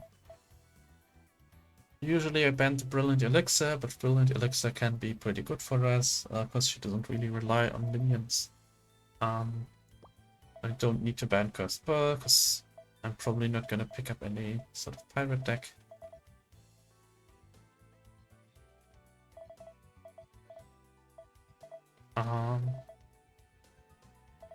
I do want to ban the Serpent Sigil, that's one of her personal relics, because I'm not going for the Serpent Song strategy. So, I can pick up the Devil Court Choker after you play a first Draconic spell in a turn for a card. This can be a little bit tough to manage with hand clutter. Res has a number of cards that generate extra cards. Especially if you pick up the Rift Trinket.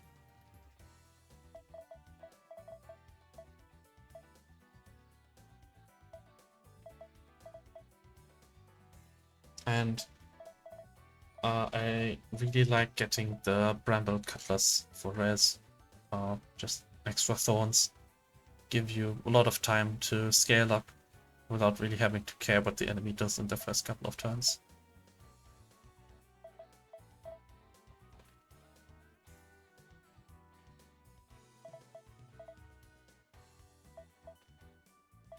I guess I'll unban the Morphle Bell. Morphle Bell can hurt quite a lot with the amount of spells you play. But if you do get enough lifesteal, the cost reduction on every spell can be quite powerful.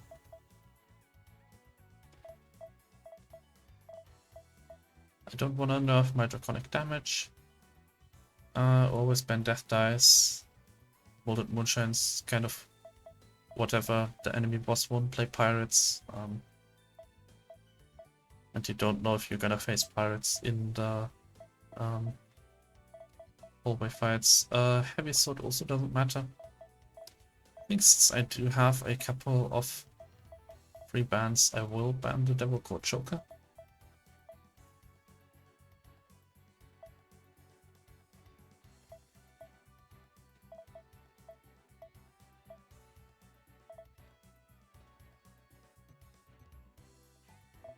Sly Gloves can kind of counteract the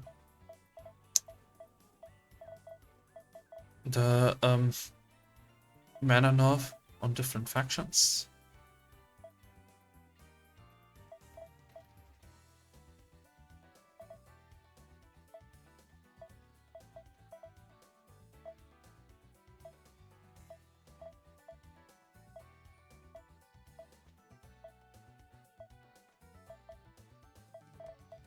Let's see. Dual Blades can be interesting for although no, Dual Blades are useless on this map because Dual Strike is lost on Muzzle. Yeah, I'll ban Dual Blades. That's one less neutral relic that could take up a spot for the Bramble Cutlass. Alright. Dawndial. Yeah. Masks. There we go.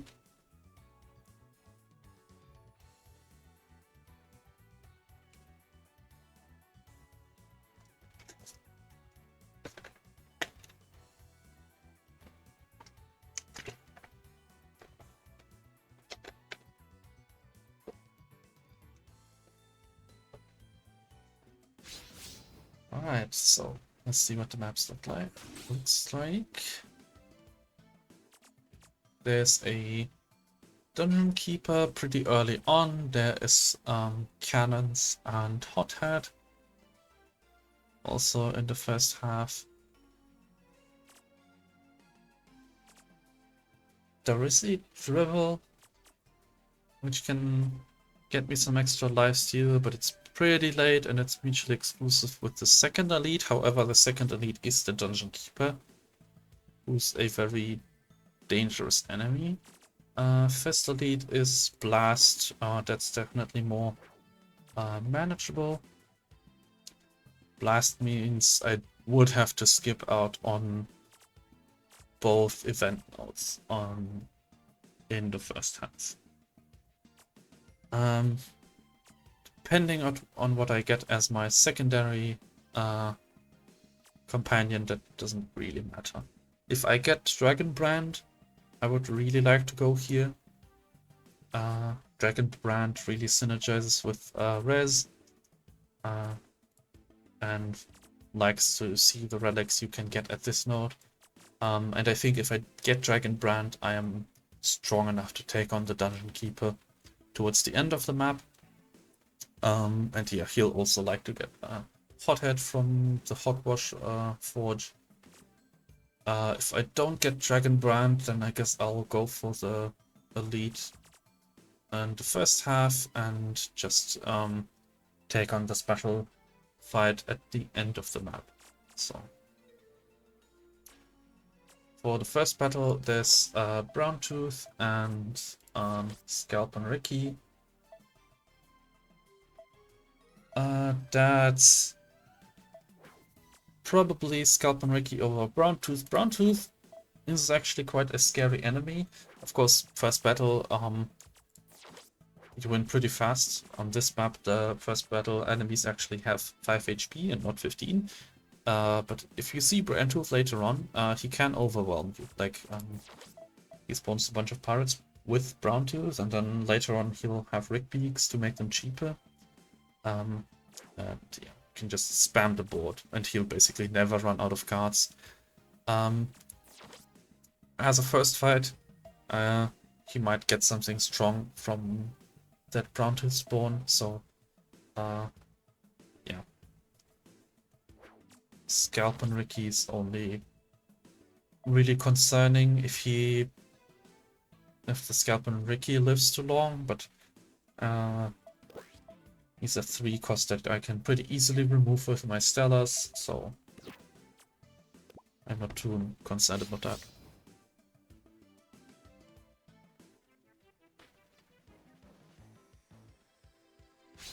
So I'm not just trying to go for 3 masks, I'm also trying to go for S rank. One of the conditions for S rank is get 5 overkill in one battle. If I get 2 concert crazes, that's something I can achieve with power chord, so I'll try to go for that. And yeah. I'm fine with that groupie living.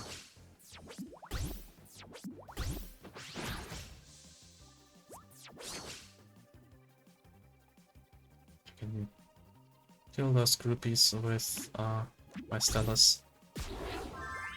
Each of my Stellars will trade with 2 of his cards, so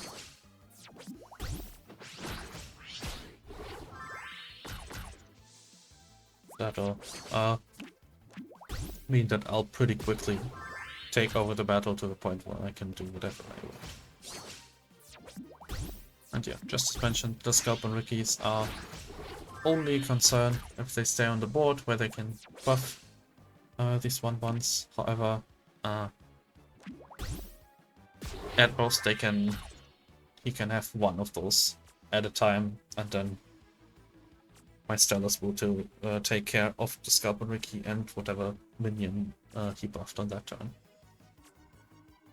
But, I don't want to play a Concert Craze yet, because I want to play 1 to get him down to 1 HP, and then play 2 Concert Crazes to buff the second one to 6 damage.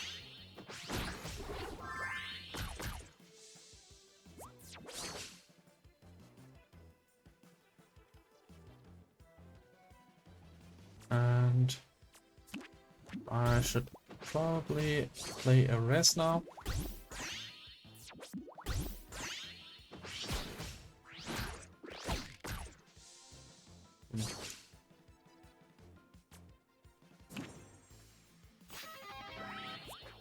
I will probably just have to end the battle now, because next turn I'm taking 5 and then +2, so 7, and then yeah, I don't have the time to play Concert Grace twice and get the power chords in time where I don't... Oh, right, I haven't buffed those yet. Oh, shouldn't matter. I'll just play the power chord next turn.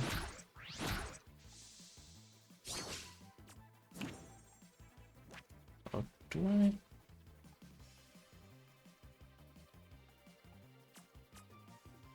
Yeah. So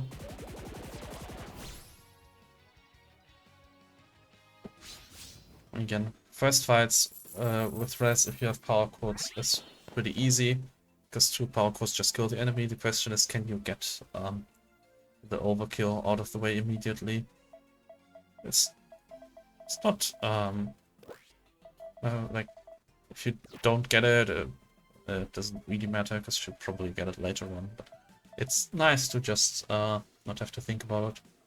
Okay, so for card choices, I get Superstar Shout Encore, which gives me a bunch of 7 songs. I mean, it's still okay with the Concert Craze, but not really what I want. Shadow Violet, summon a bunch of copies from minions the enemy has in their hand. Kind of just... Usually you're not gonna utilize whatever abilities the enemies have, so... It's just a 6/6 that summons a couple of 1/1s.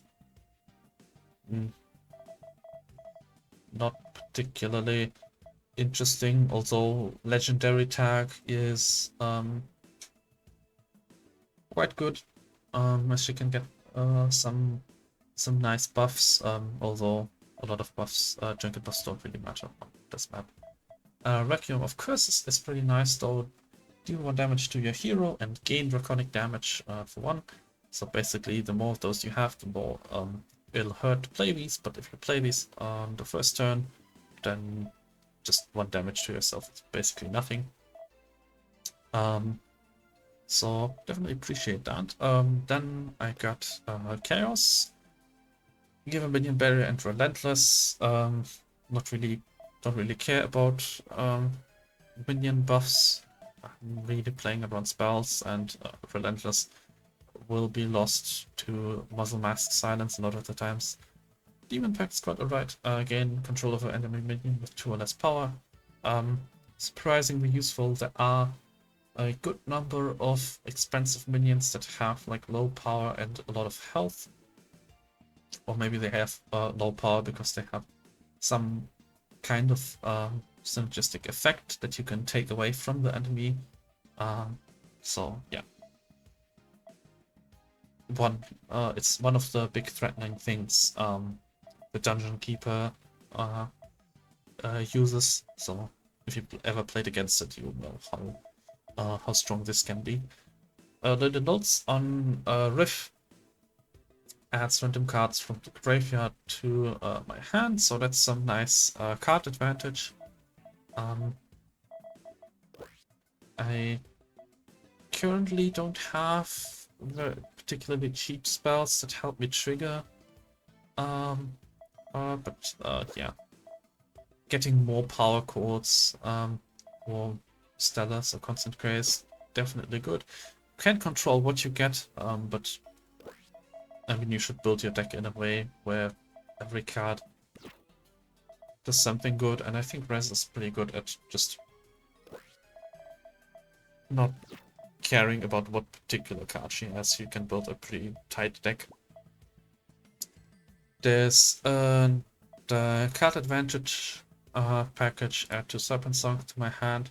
Kind of like Encore, just a cheaper version and weaker version of it. Announce Satsuki, it doesn't really matter. Draws cards when minions die. I'm not playing around minions a lot. And another Bodily Lords. So right now I'm leaning towards either Demon Pact and Lily Lords, or just picking up the Requiem of Curses. The Requiem of Curses is a new card that so far I've actually only seen on the enemy side, so I'm kind of excited to play around it myself. So I'll pick the Requiem of Curses. Fun thing, you can put Lifesteal on that card. That's kind of makes it a worse concept phase because you're not getting Serpent Song in hand, but, and it costs 3 mana. But if you're really concerned about the self damage, I guess that's something you can do. So with Res, there are 2 spots where I care about my rerolls.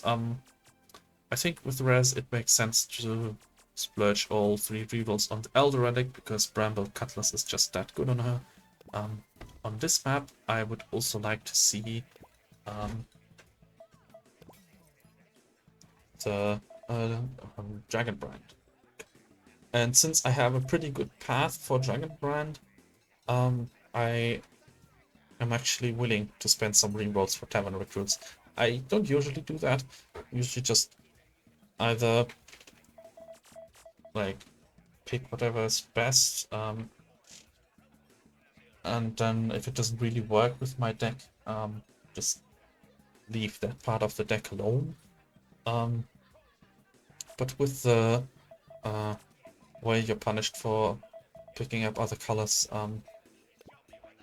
I do kind of want to see if I can get a better match. In terms of synergies, green, I mean, Stompy with Res can be an alright combo. You get some sustain for Res, some removal to just slow down the game to the point where your Buckaroos can grow big enough to deal big lethal damage. I guess archers kind of work similar to Surefoot Willy. Like they also wanna get a big lethal turn towards the end of the game and sort of have like a trample effect. Sono Sid is a lot weaker as a second pick than he is as a first pick, because his ultimate is just very strong. Also, his minions are kind of low health, so they are actually pretty vulnerable to the boss removal.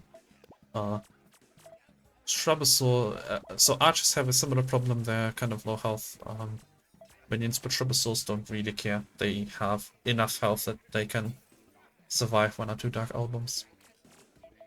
So Surefoot Willy is an alright pick. If I pick him, I want to go for the Hothead path, which also means that I'd want to fight the Dungeon Keeper, which I think is pretty risky. So I'm gonna reroll and see if I can get Dragonbrand. Still no Dragonbrand. Evolve. Evolve is also pretty interesting combination with Res. Because Res doesn't really play a lot of minions, so Evolve will just mainly debuff the enemy minions. Kind of hurts that they're gonna be more expensive. Like, do I really want to play a 1/1 add 2 Puff Gaps for 2 mana? Admiral Brass, just completely hampered by the Muzzle Mask. Like, all 3 of those minions really suffer from it. Buccaneer will lose tough once he attacks. Tough is like one of like the best attribute for that guy. Cutlass Swine just doesn't have dual strike. And Barrel Mutt will at most draw two cards, unless like you get lucky with the way the enemy places the minions. So, yeah.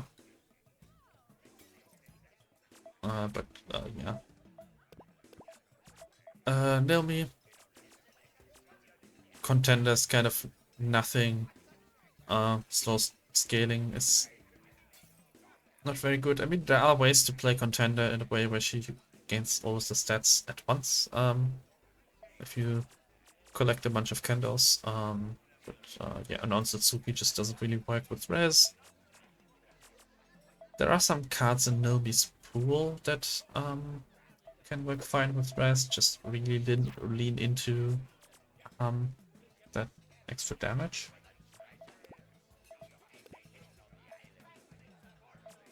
I think I'll spend another reroll. So I got another purple.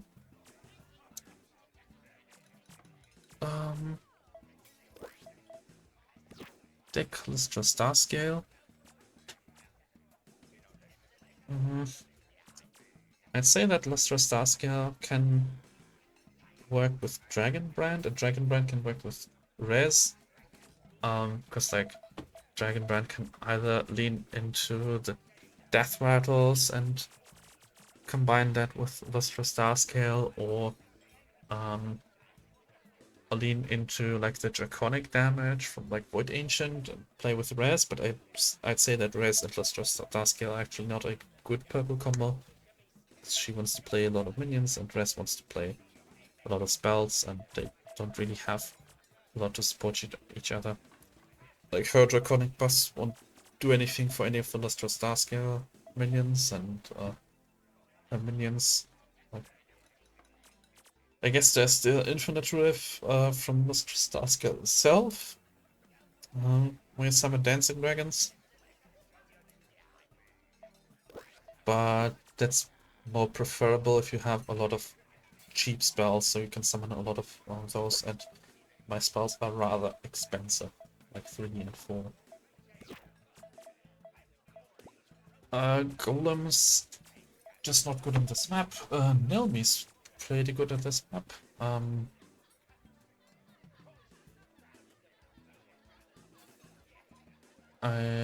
So this is intelligent and adventurous, and I have empathetic and charismatic. So unfortunately, I would not be able to get the severed hand if I pick Nilmi. So I just get the Hothead and the Cannon Spawn from the Grovekeeper.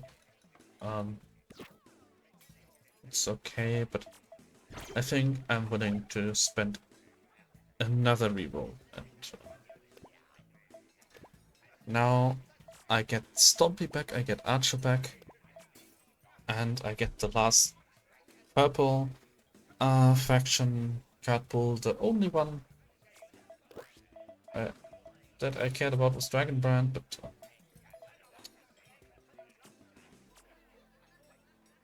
if I picked them up in reverse order, that would have been pretty cool, because I could have picked up Draconic spells in my starter deck with the Abraxas. Have res buffed them.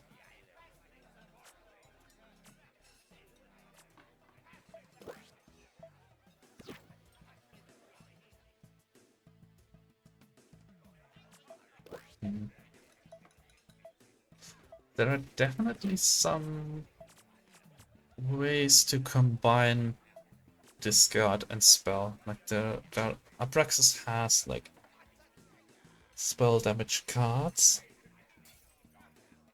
Discard hurts, of course.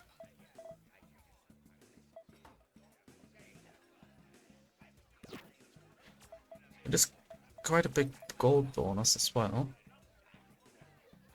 I don't think there were a lot of campfires on. Usually if I pick up Abraxas as the secondary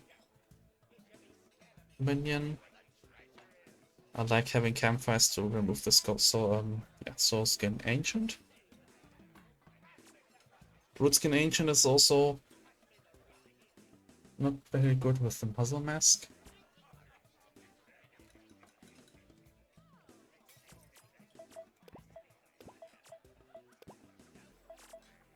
And this also has aggressive.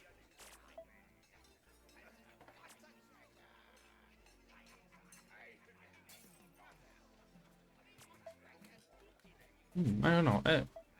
I want to try it out.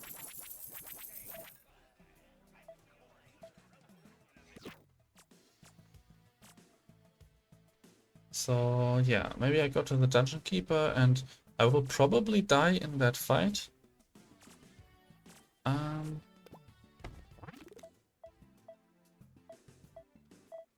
But I don't see. So yeah, there's the first potential synergy between Res and Abraxas. Dark Album, once per turn, after discarding card, I deal draconic damage to random enemy minions, and I can buff my draconic damage with Requiem of Curses and Constant Grace.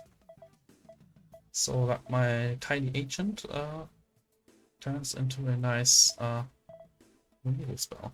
Slide Loss is useless, of course, because I'm only playing purple cards. There are some event choices on this map where you get access to other factions. The slot machine, of course, gives you a yellow card. The Hogwash Forge, I think, can give you red cards. Is that something I care about?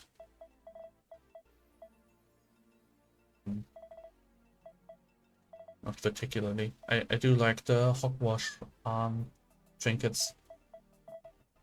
Like, I could take Cannon Spawns for Stella, or Hothead for Stella, or both. Necro Hammer, usually best if you have like Relentless or Overgrow to maximize the amount of minions that spawn.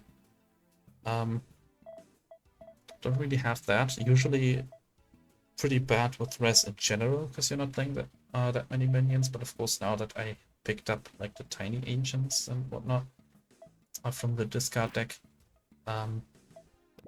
it might be better. However, I do like the Dark Album as sort of some connective tissue between the discard and the draconic damage scaling.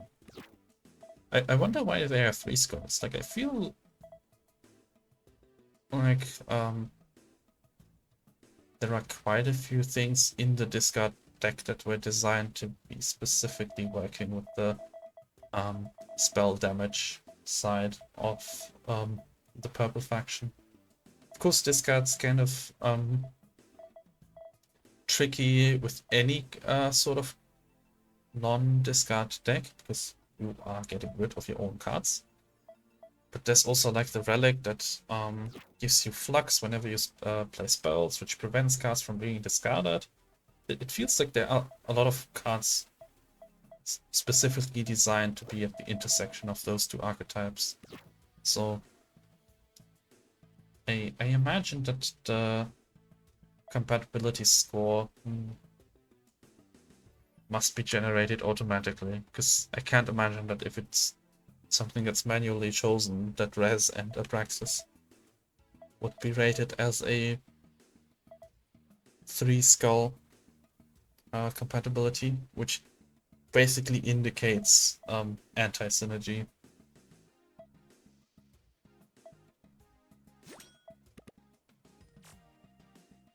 So on the way to the torture room, I'd either face Banger Gran or Ronan Russo. Oh, that's definitely Banger Gran. Ronan Russo has Ronin, which after a damage spell is played, attack. That can be pretty painful if you're like, this would trigger on Requiem of Curses, for example, which this deals damage, it deals damage to myself, and then I suddenly make the enemy attack. if I wanted to attack the enemy, I'd have to kill Eddie Ronan first.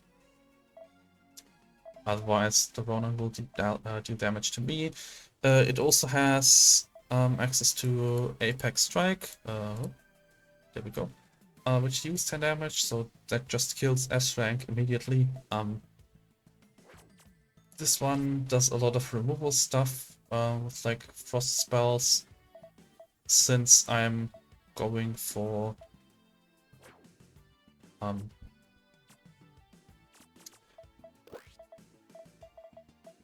spell damage, I should be able to work around this. I have more minions now, of course, but yeah.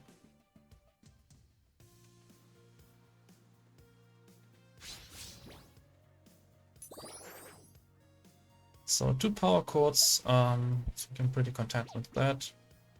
Stellar in the opening hands, fine as well. Bloodskin Ancient's kind of replaceable. Crowd Surfer, don't really care about that. It might get a buff once the Rift effect triggers, but even when it's buffed to a 2/2, I can get it off the board. And I'll just get off my first damage buff. Still hasn't played a spell, so the crowd surfers are still at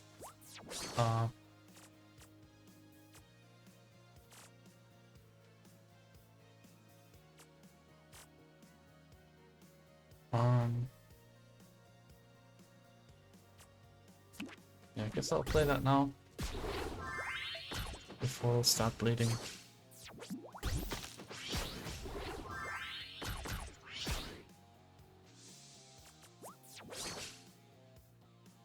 And there we go, I can buff my draconic damage. I can discard a random card. The nice thing is that a lot of the times the random card discarded will be like a random serpent song I generated at some point, which I don't care about. Yeah, like this. And now I already deal 5 draconic damage. That's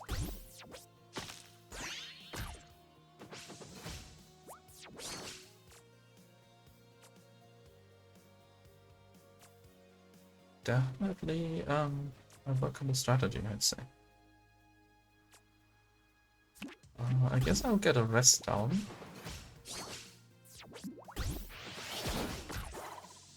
If I have the time for it. So now I can play as many serpent songs as I want.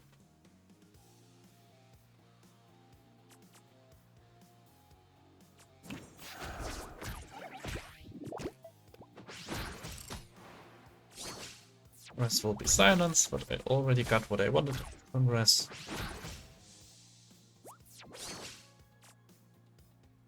I have 2 power chords in hand, so if I lose one, that's alright. I can play Soulskin Ancient, which will be buffed by the discard. Absorb a hit, which is nice because I don't have to face tank that damage then.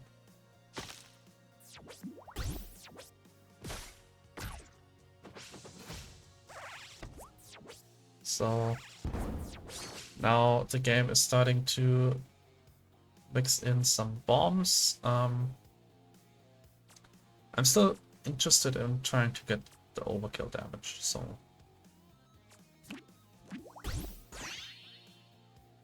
kind of wanna see if I can get that somehow. I guess not. Though this goes to 7.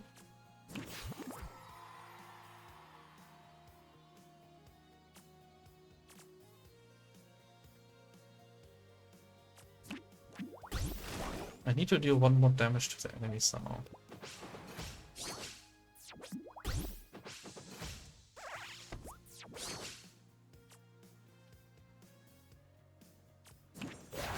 So yeah, I don't wanna play Requiem of Curses now that it deals 4 damage to myself. But yeah, now I can deal 2 damage, and even if I draw a bomb next turn, I'd still be at the allowed 10 health lost in a fight. But even if I wasn't, I'd recover that health. Enemy gains some armor, that's... Guess I'll have to wait 1 more turn.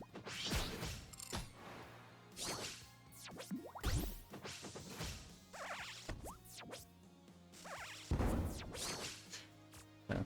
Even if I drew Tomb Bombs here, I could recover from the Crowd Surfer and then kill Bang again.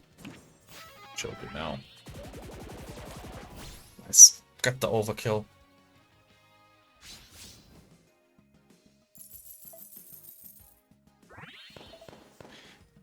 So, for the choices, there's Lily Lulls.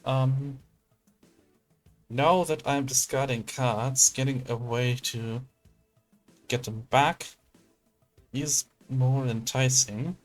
Himhouse Spirit is also another way to gain draconic damage. Riot Rocker.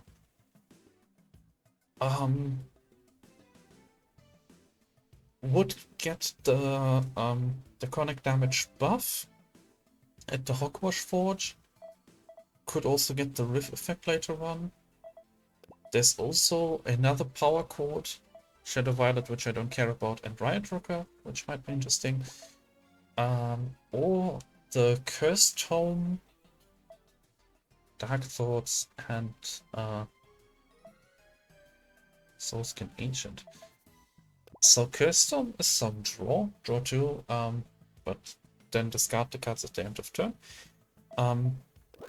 That's another source of discard for the Dark Album. It can also draw into Flux cards, which just stay in hand. I also like Dark Thoughts. Discard a spell and gain 2 draconic damage plus this turn only. Synergizes with the Dark Album. Because it'll trigger it for 5 damage. It also only targets spells, which usually that's a pretty cool aspect about that, especially if you get any sort of spell generating relic. It basically just negates the discard effect, but I do have a number of spells, and I usually want to play spells more than I want to play minions, but it's still a nice source of damage. And if I play it on a later turn, I can also follow up with like a power chord, or like a Serpent Song, which will be buffed, or a Stella. I don't really care about Soulskin Ancients. I think they're just pretty slow in general, and on this map in particular, the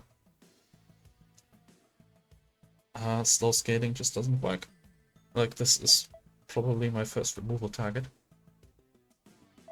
Extra discard also helps Praxis power up. Like, the Praxis can be a nice finisher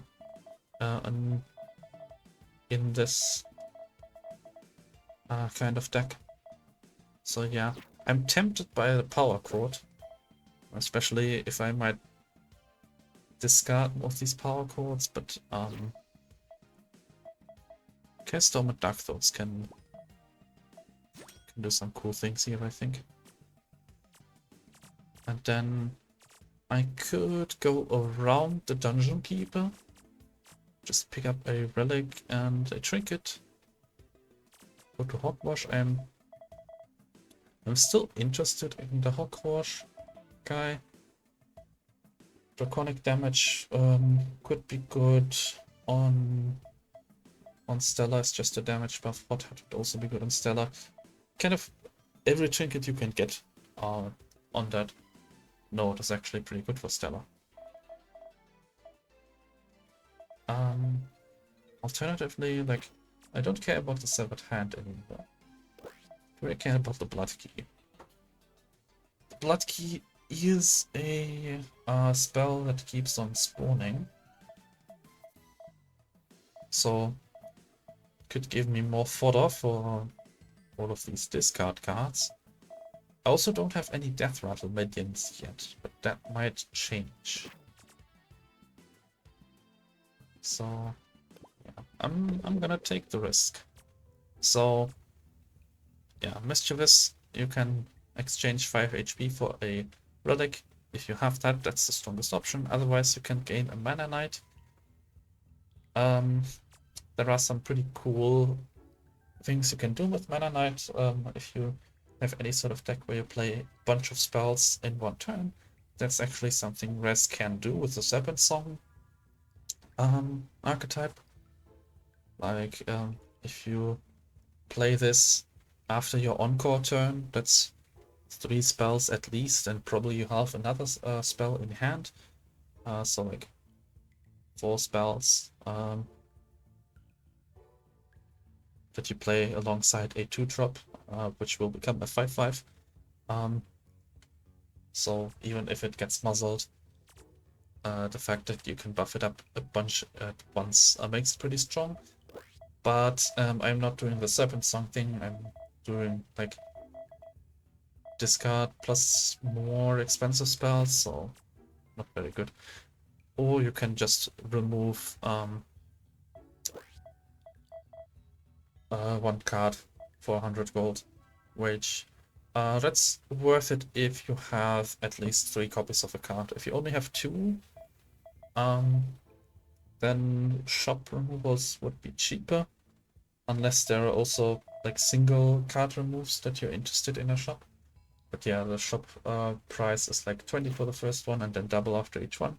So for 2 copies it would be 20 and 40, which is 60, and then 3 copies cost you 140. So if you have any kind of 1-drop, like if I wanted to remove the Tiny Ancient, it would be worth it, but I'm interested in Relic. And since I have aggressive and not mischievous, I have to fight for that.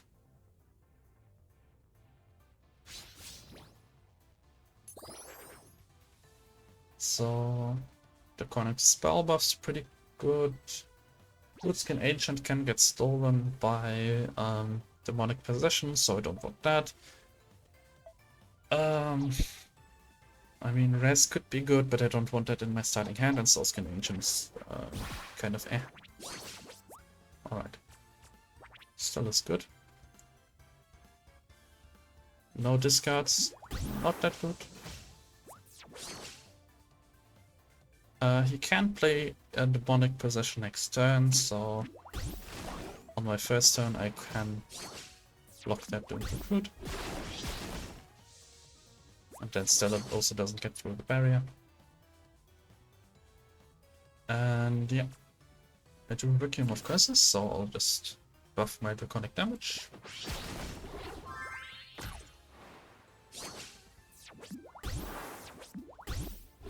Yeah.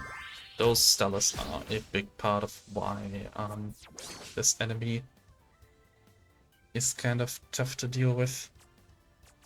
However, I can remove a lot in one turn.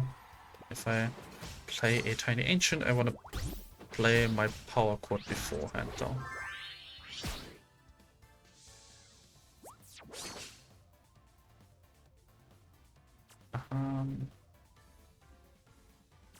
Or I can play the Cursed Tome, get my discard that way.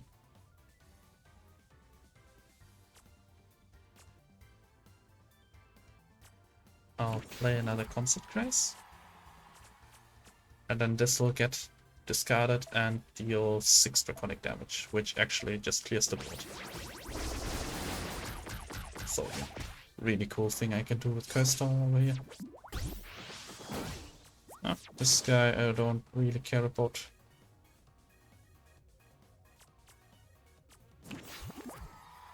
Although I can actually remove that guy with Stella. I guess I'll do that. And the remove is actually pretty good because then he can't steal Stella. Now even those Serpent Songs start to become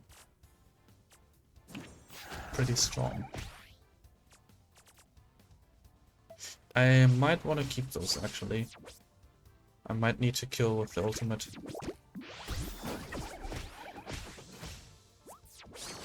So yeah, instead I'll keep using Stellas as my removal.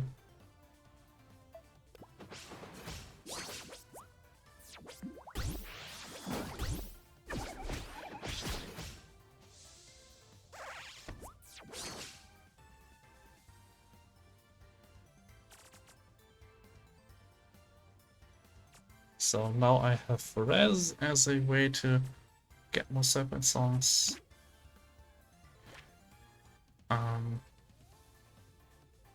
Guess I want to remove the Scarlet Warlock before I put down Res.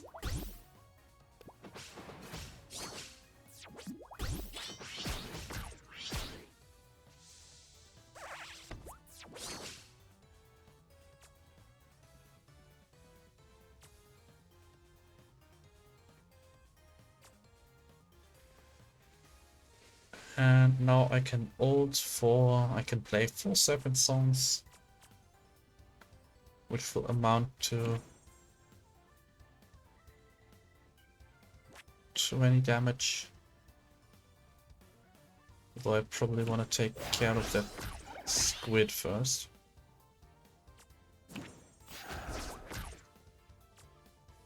And then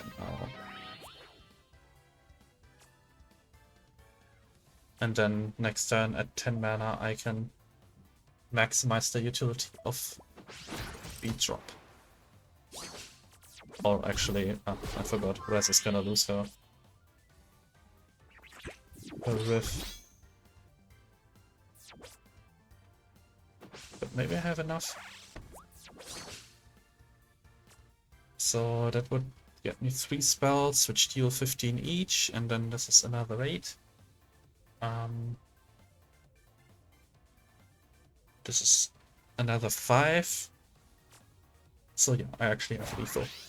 Kind of getting scary, so one of the things Dungeon Keeper is really good at is just surviving long in a fight. That's one of the things that Death Rattle deck just does really well. Mainly because of the Bloody Scalpel. But I have enough card generation that I can kind of keep up with him. And now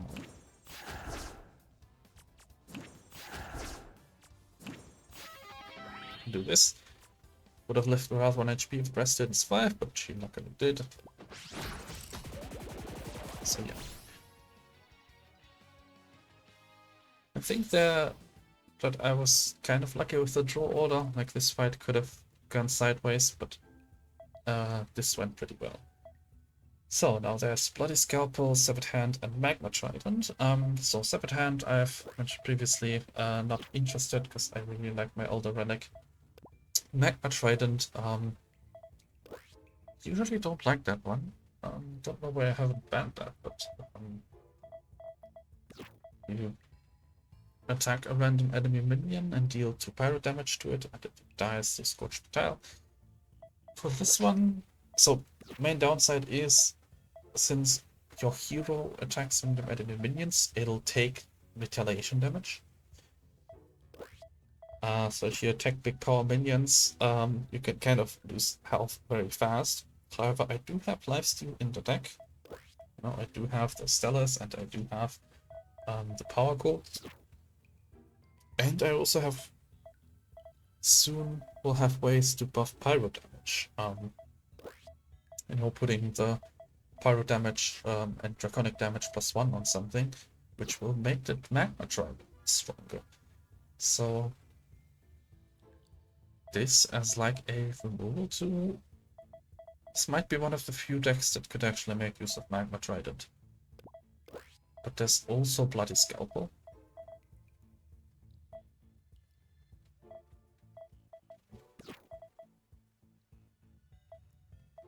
I think if I had any sort of inanimate minion, I would take Magma Trident, because then I could guarantee that the pyro damage buff stays, but otherwise I'll take the Bloody Scalpel and I'll look for any kind of Death Rattle minion.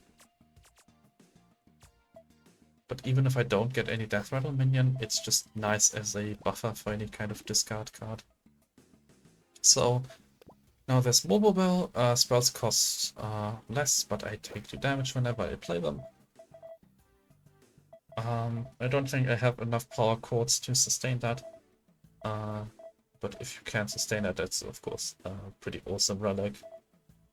Like 3 Cursed Homes, 3 Requiem Curses, 3 mana power chords. Instead, I'll get the Royal Glaive. Turn start, give a random card in your hand flux. So now my hands will gradually get a trait where they get back into my hand when they get discarded, which is pretty good. Like if I have 1 power chord in hand and it gets hit by Royal Glaive, I can play a discard minion without being worried of discarding my most valuable card. So I kind of like that one. There's also Coral Ocarina. Once per game, when I play my last card, I draw 4.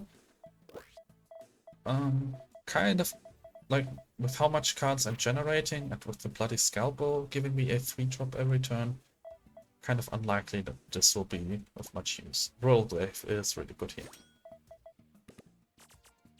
There's also one where you get flux by playing a spell, also once per turn, so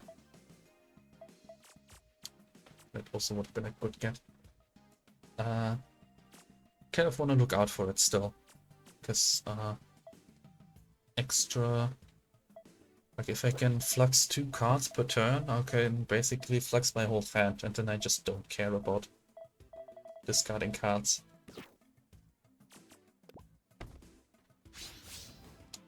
Which means I can get my Elder Relic to activate even more.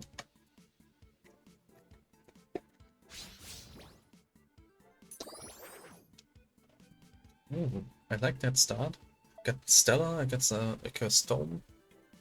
Got the Concert Curse for the immediate scaling. Stone Ancient I don't care about, but alright. I think I'll just pass my turn.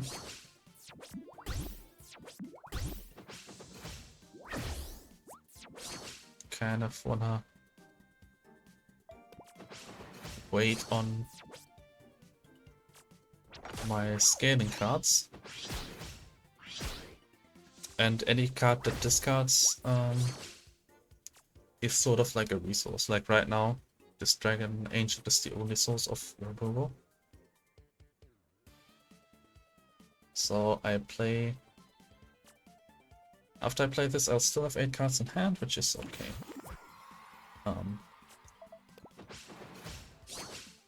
The amount of turns I'm passing, I kind of need to be careful about cluttering my hand. I can play the second Concert Craze, play the Tiny Ancient.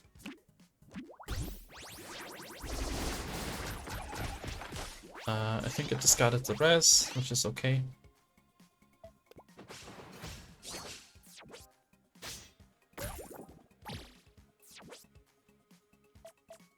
But yeah, with the scaling, just playing one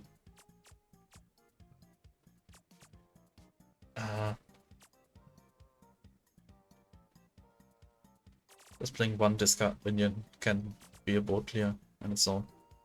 And I can just keep focusing on scaling. I think I'll do a potentially funny play, so these 2 cards are gonna get discarded at the end of the turn, and since there are no enemy minions, I don't get use out of them being discarded. So I'm gonna play the Tiny Ancient. Nice, it hit a Flux card, and then I'm gonna... Oh, it can only target enemy minions. Ah, damn it. I wanted to target my Tiny Ancient to get some lifesteal, but Well, I mean, it was use it or lose it anyway, so.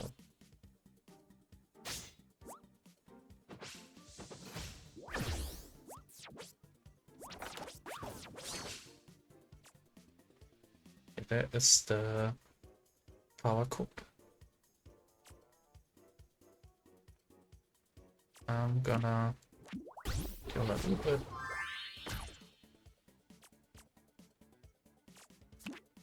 Guess I'm gonna put down a Soul Scan Agent just to free up my hand. Maybe you can chip in a little bit.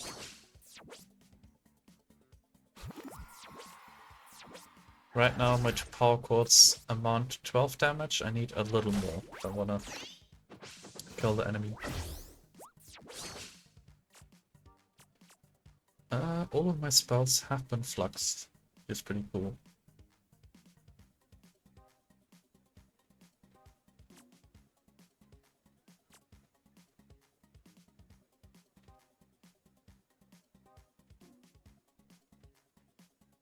So, guess I'll temporarily buff my Soul Scan Ancient.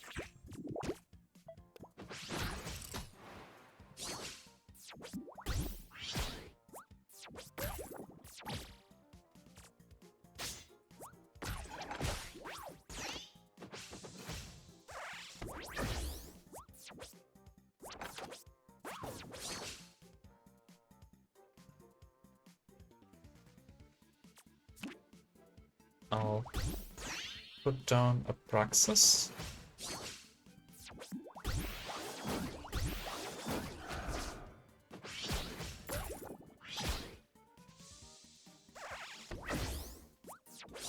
Some more discard would be cool.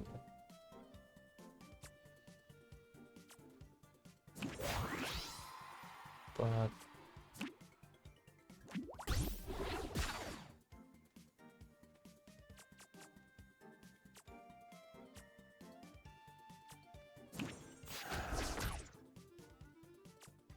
so this turn I'll deal 8, next turn I'll deal 7, which will be enough. So I don't even need my ult. Oh, this guy has a guard trinket. That's... Can I still kill? So that will be 3.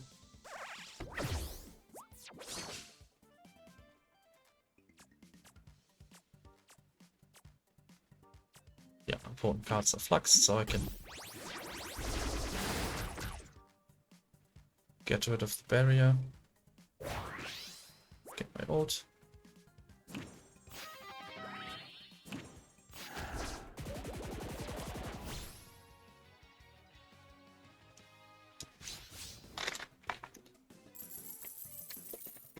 So yeah, the ult's putting in a lot of work as well. Now, I could add a manual Serpent Song into my deck, which would allow me to buff it with trinkets. There's Lililuz and Blood Oath, which destroys a minion and draws 2 cards. I still don't have any death triggers, unfortunately, so that's still kind of meh. Agony Ult is interesting though. So there is, after you discard your first card and return, draw a card for an undrop. And there's another Dark Thoughts. Dark Thoughts is doing good work, I think, with Dark Album. Victor discards my hands and then summons copies of minions he discarded. That doesn't really matter for me. I don't really have powerful minions that Victor can quote-unquote cheat out. I mean, I don't know if you can really say you cheat them out if you're playing a 9-drop for it, but if you have like a couple of those, this would be good in a Shrubber deck, I guess. But yeah, since I'm doing like the discard spell hybrid, I'm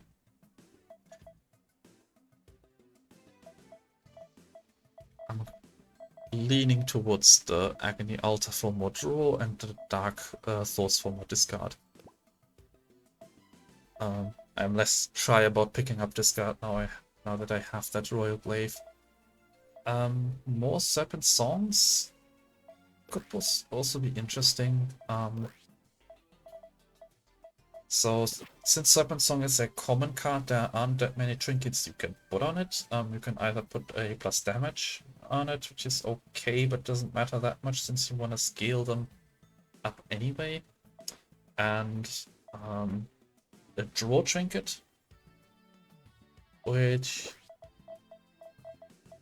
I think might deck me. Like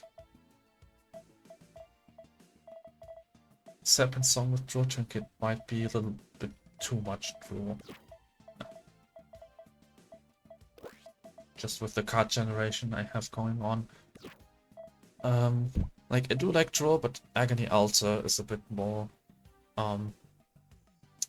it's a bit easier to control.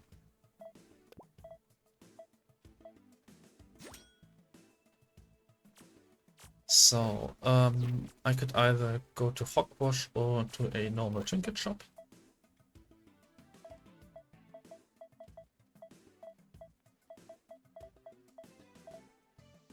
So,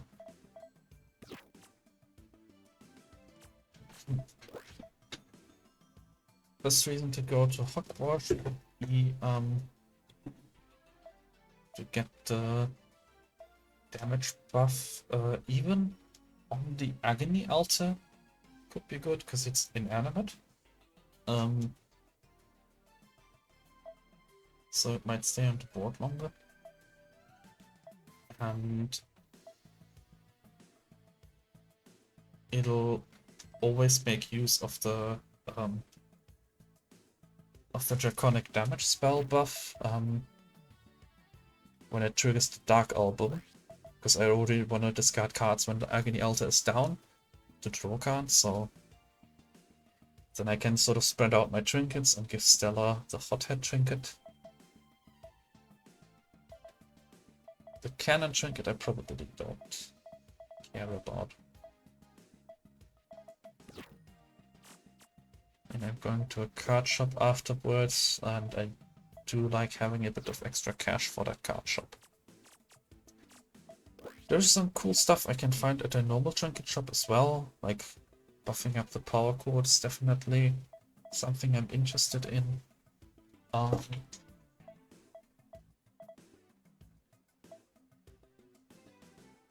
Buffing up the Agony Altar to get some bulk. Do I have campfires for clone in the second half? So since I didn't fight the first elite and I don't want to try going for S rank, I'm forced to go through the right path. I mean, there are like a good number of campfires. 2 before the elite, 1 after.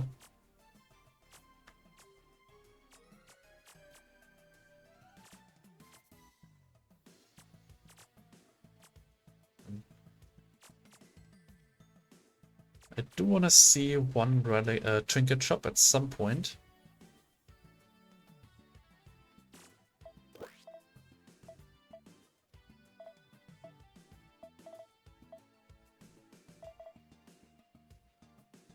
Since I don't have any rerolls, if I want to see good trinkets, I should see more trinket shops, but any individual trinket shop will become weaker because I don't get the restock effect from using the rerolls.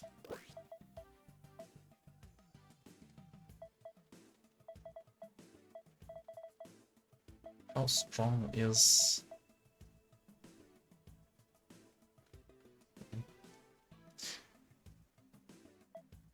I'm just not so convinced by +1 draconic damage on 1 Agony Altar, which might not even be the card I want to clone. Like, I probably want to clone the power chord to make sure I get a lethal amount of power chords quicker. For the first half, 2 power chords were enough, but I was already struggling just getting lethal with 2 power chords and needed to rely on the ultimate for some minion damage as well. So I probably won't be able to clone the Agony Altar. And like Hothead on Stella is okay, but I could still see Hothead in the trinket shop, and I think there are stronger trinkets, so I'm actually gonna skip the Hogwatch Forge. And yeah, +2 damage on the power cord is really good. Take that without hesitation. I could put on some draw on something like Dark Thoughts, like Curse Storm. The spell with the most copies is the Concert Craze. That already generates a spell, of course. So it might clog my hand.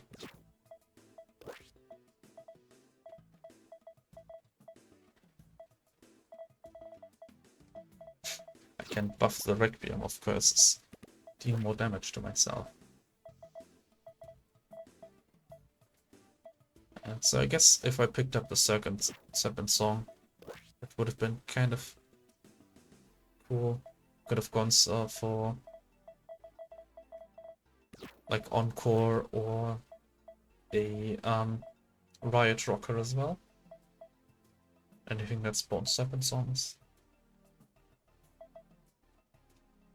So even though I have more copies of Concert Trace, since this already generates a card, I think I'm leaning more towards getting draw on Dark Thoughts. Kind of balances out the discard as well. Like I lose a card, but I also gain a card. And sometimes I don't even lose a card. So I guess I could buff Stella now as well.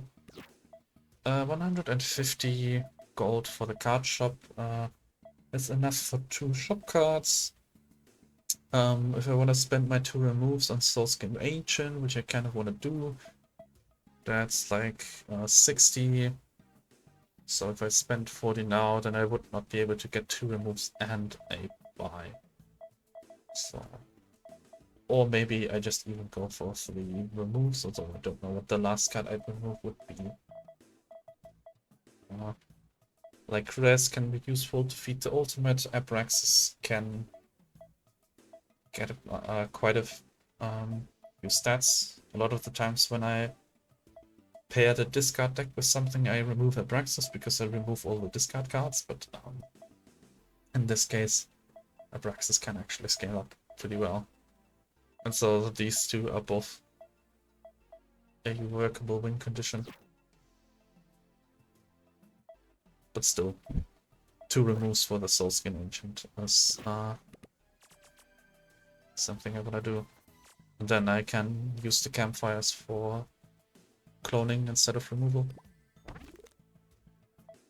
Interesting. So there's a Melody Cannon in the shop. There's another copy of Power Chord and of Concert Craze. These are some cool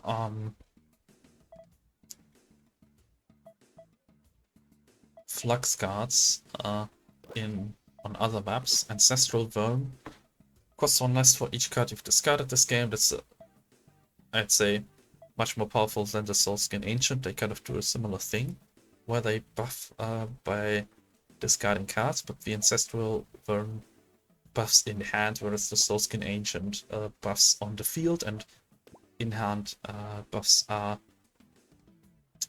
usually much more reliable because they can't get removed or silenced or whatever. If you get him down low enough and you have dual blades, he can actually get dual strike from that. So discard 6 cards, make him a 6/6 with dual strike. Immensely powerful. Not on this map, of course, but otherwise. These options are also kind of cool. Like get armor, buff your minions. It's whatever. I don't have that many minions. This is a pretty cool card on the Stravasaur deck, or like anything with Overcrow. Melody Cannon is kind of cool. Deal 1 pyro damage to 3 enemy minions. Wish I would have seen that before the Hogwash. One of the cool things about this card is that it scales multiplicatively with damage buffs. So getting to buff this like 2 with the 2 damage trinket or even +1 makes it very strong, and I can put that down and make that a strong removal engine. I just play my scaling spells and kill the enemy minions. You know, or I kill the enemy hero and kill the enemy minions simultaneously. I don't have to choose.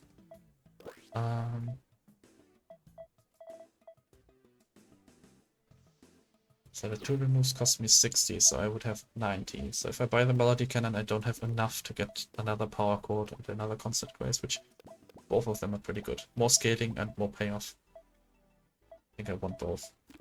I don't think I need the Melody Cannon. Like, my Tiny Ancients are basically Melody Cannons. They do the same thing. There's also, of course, the elemental damage buff, but that one's just hindered by a muzzle mask and kind of expensive for a temporary damage buff. So yeah, and then get these out of here. Don't have money for another remove. Would have money for like 1 or 2 more cards, but don't care about Shadow Violet. Brimstone Eruption, like usually is gonna get like 1 power at a time at most. Yeah, I'm gonna add back a Soulskin Ancient after I just removed one, and Ancestral Worm is... It kinda does a similar thing to Abraxas, but I can just keep Abraxas in the deck. Keep my money for the Trinket Shop. I'm also getting another forced card shop when I go to the Elite. Junk Gang. So this guy has like a hodgepodge of a bunch of different cards. Not particularly strong. His relic is Hot Sticks, which can be annoying when his minions die. Deals a random pyro damage to something, but I'm not particularly worried about that with, since I am not relying on my minions, and also his cannons deal more damage, which I guess can be scary, but he's not really much of a cannon deck. The few cannons he does have, I will definitely be able to remove.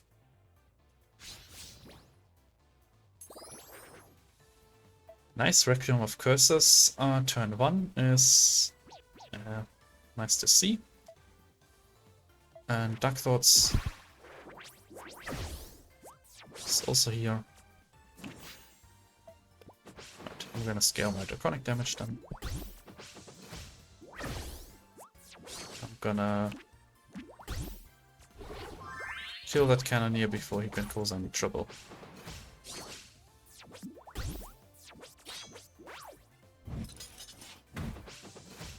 Has a junk bot, but I think I'm just passing the turn. I don't want to play my Dark Thoughts yet. I don't. While I haven't fluxed like enough of my hand. Although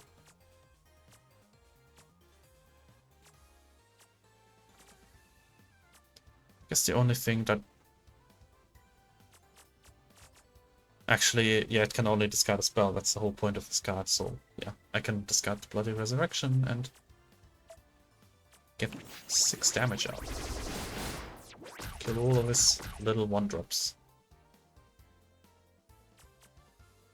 And I guess I'll play the Bootskin Ancient before he eats up a Royal Glaive buff that I don't really care about him having.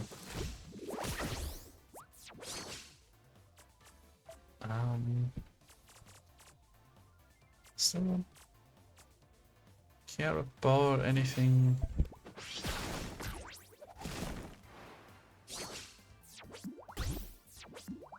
Okay, now I want to discard something.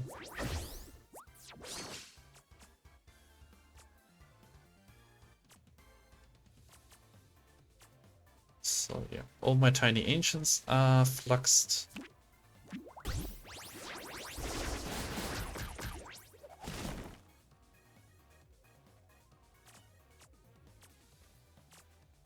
And I guess I'll start dealing damage to his face.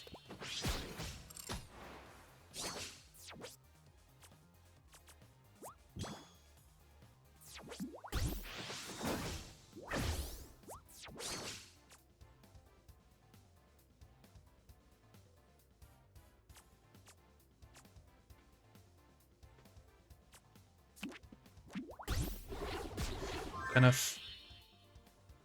I need to kill the Love Golem, because the Love Golem has guard. So I don't want to play my power code yet. I also kind of want to combine my power code with the Dark Thoughts, so that the Dark Thoughts can actually buff the power code.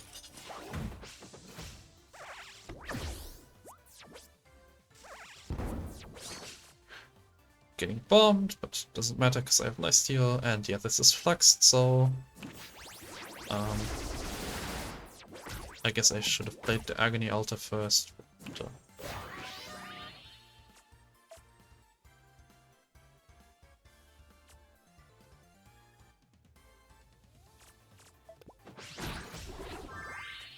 I'm pretty close to winning, so it doesn't really matter.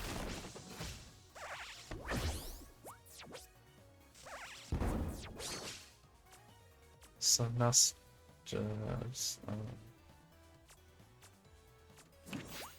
guess I told.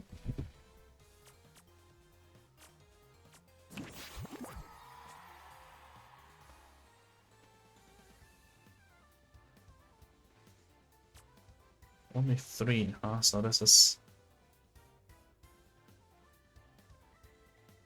6 damage I have right now.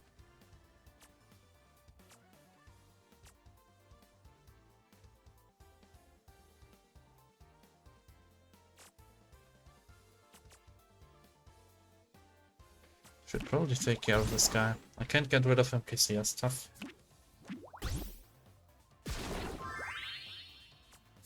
I'll put down the Agony Altar now that I have the mana. There is another power chord in the deck, so... Even though he's kind of getting to his late game cards... Oh, this one's worrisome. This one has lifesteal. So I kind of...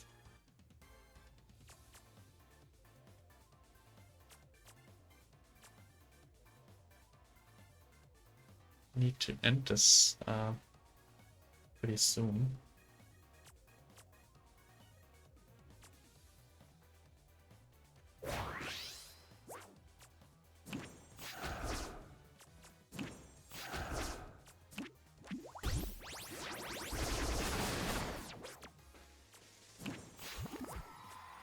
Okay, cool. It was a bit of a close one. I maybe underestimated that fight a little bit. He does have some late game threats. Ooh, interesting choices once again. So there's a Demon Pact that I immediately draw on turn 1, so I can steal a minion of my choice. There are some smithies with barrier. Smithies are kind of cool.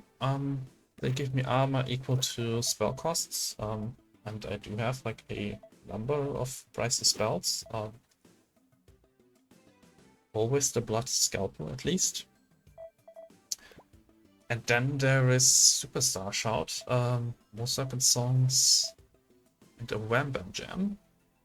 Scales draconic damage by 3 and draws 3 spells. Of course, this pack also has Hellfire as board clear. Well, since the Elite and the boss don't really have tough minions, I don't need to worry about like any alternative board clears to my Dark Album. My Dark Album should take care of the board clear for the most part. Most stands kind of cool. Not knowing whether I can get inanimate on the smithy kind of makes the smithy less enticing. Getting +3 draconic damage is quite important.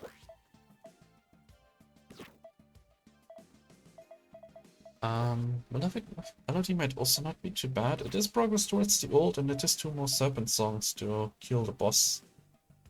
Like, if I clone Wham Bam Jam, I shouldn't worry about picking up more spells, because this will draw spells. I think right now my campfire would probably be remove Bruteskin Ancient. But then the second one I could use for the Wham Bam Jam.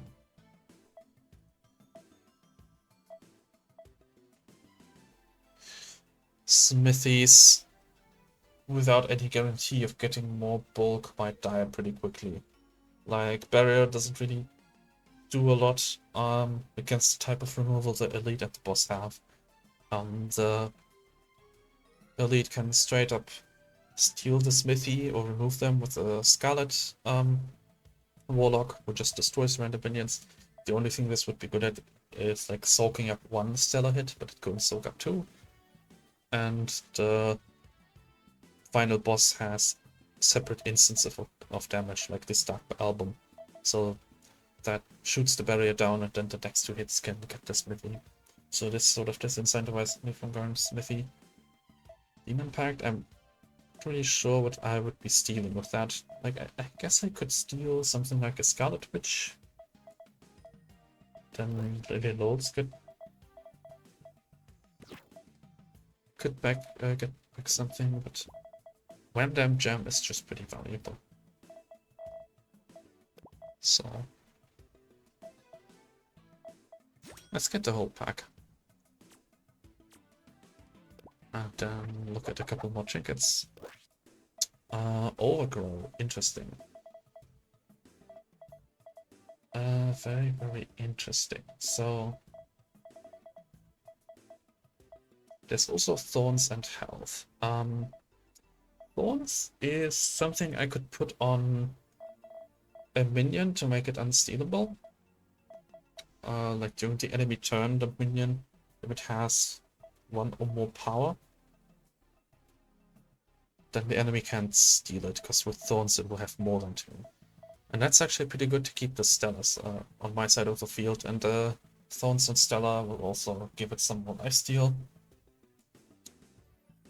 on a counter swing, so kind of liking Stellar Thorns. Health on the Agony Altar, I suppose. Is there anything else I care about having more health?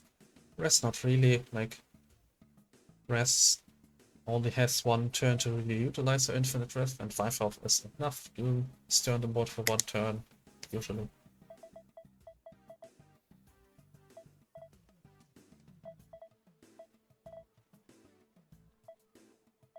Overgrow is, I mean, I can overgrow Abraxas.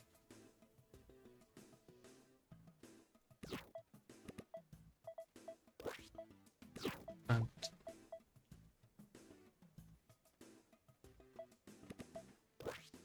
just gain 2 big minions, or I can overgrow Res and get a lot more Separate Songs. Guess with the way this works, where Res will only stay on the field once, it might kind of be interesting to generate a bunch of Serpent Songs. Use them on the next turn to ult.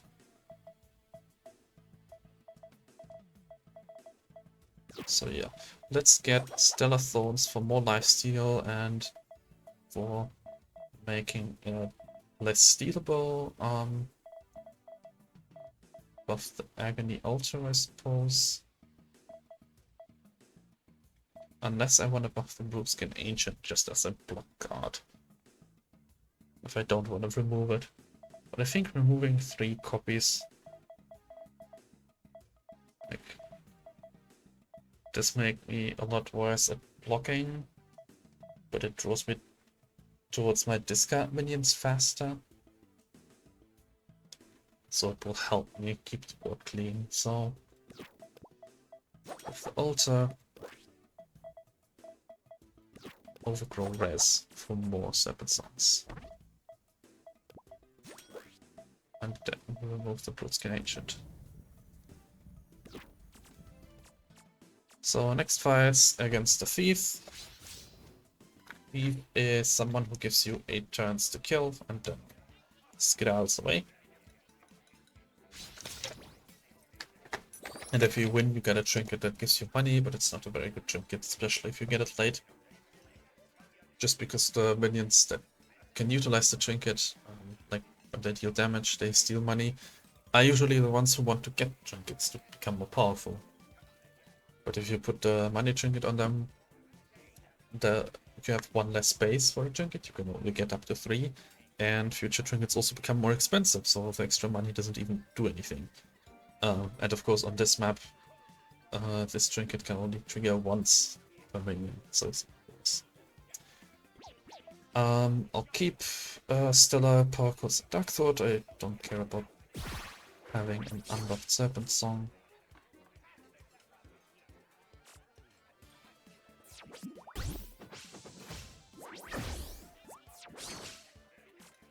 So, just as before, I don't care about taking a little bit of damage early on.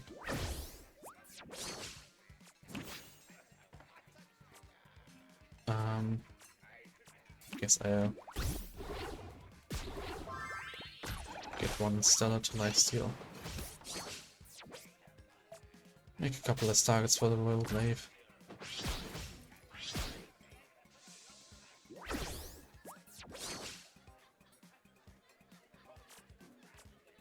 And yeah, just wait.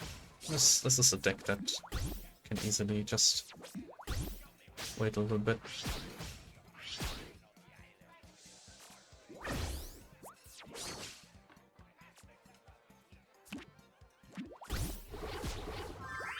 Keep my health topped off.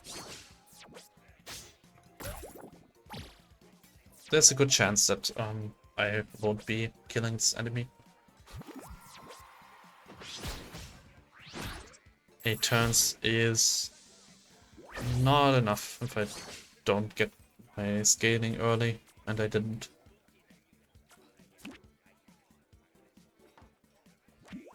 So all I want to do is just keep my health topped off.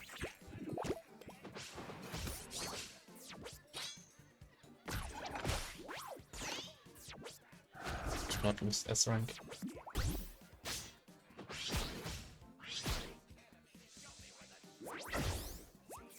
How's my my flux looking? This is fluxed. This is not. This isn't. Okay. So I guess I can. Wham Bam Jam is a bit unfortunate, but no, just wanted to clear the board. Get a big power chord. Ooh, stole my overgrowth rise. That's a bit unfortunate.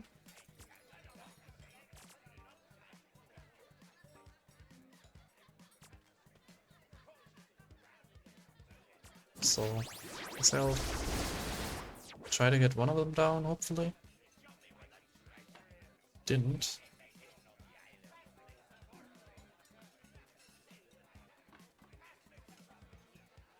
I'm not sure if the enemy will immediately flee when they get to the next turn.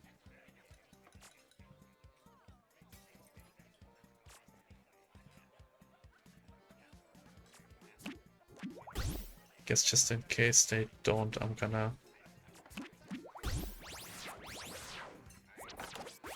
block them. Yeah, they immediately run, so the rest wasn't even threatening. I don't think I had lethal.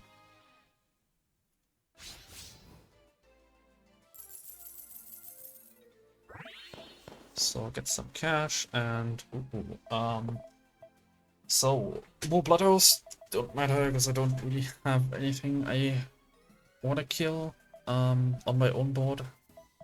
Bomb Rev is some removal. There's another power chord, there's a lullaby which silences and deals damage. Silence effect is pretty cool. And remove enemy abilities. Encore might be pretty good at this point. Give me some spells for the ultimate, like cheaper Serpent Songs, more Curse Storms for more draw, and more discard. The low life fisher I don't care about. I think I'm taking this whole pack, like both Power Chord as a payoff, the Ancient Lullaby, just having a silence in the deck is good, and Encore can do some things. Now I see another card shop. And I think I'll pick up another Requiem of Curses. I'll pick another Flux Tome. Wretch can give me a minion and buff it with a trinket. Very good if you get him early, but even later on he's kind of cool for the redeem effect. I don't have very minions, a lot of minions, so that means that he can target specific minions pretty well. Like I have 1, 2, 3, 4.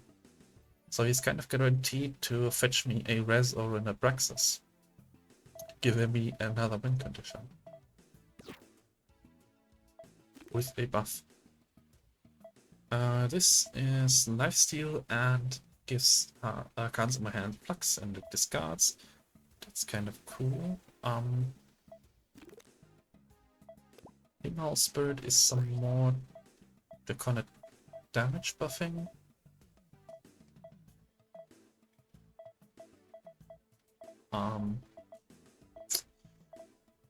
Although it does rely on having another spell in hand.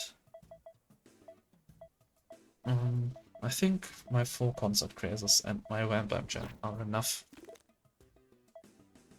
in terms of scaling. I think I'll pick up another Wretch. Oh, my first Wretch action.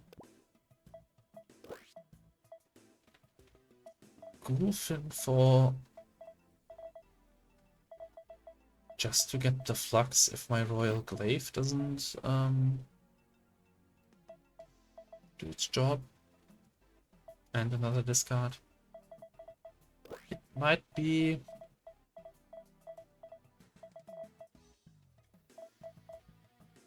a little bit of a dead draw a lot of the time.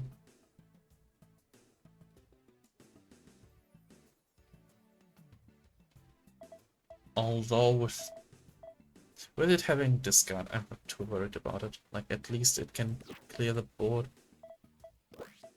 Yes, it also dilutes the Wretch pool, but even with 1, 2, 3, 5 minions, I mean, I guess I could see Tiny Ancient Stella and Gulfin.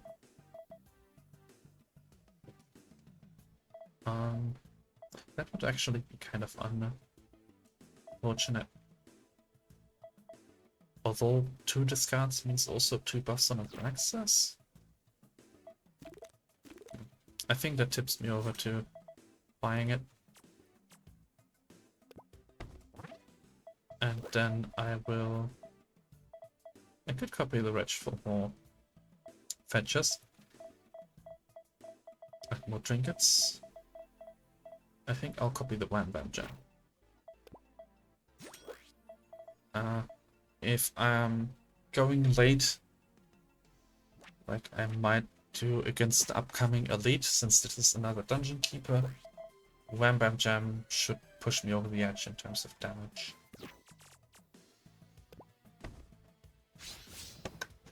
And it can also refill my hand, so.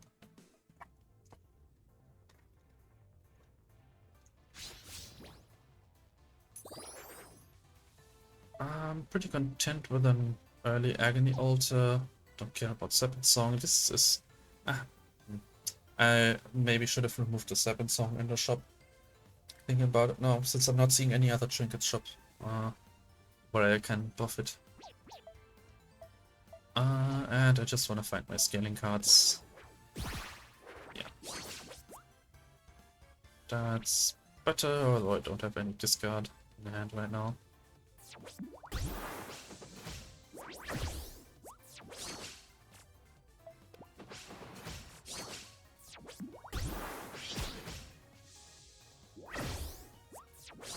Good.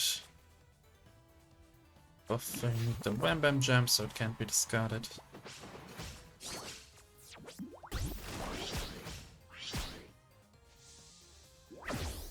Guess this would be a good steal target, huh?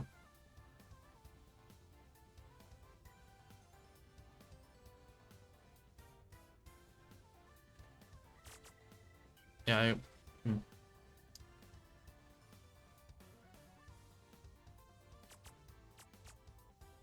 No discards, kind of.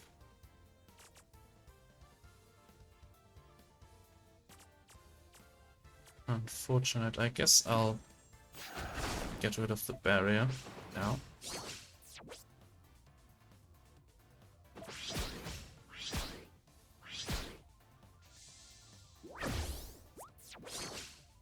Okay, I have a discard.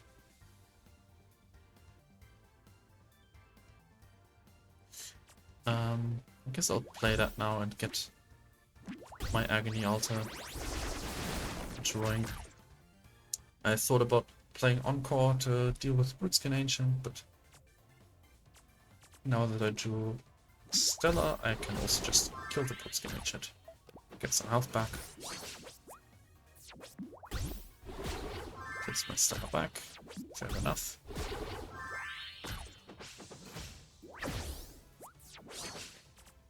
Nice, another discard, another draw.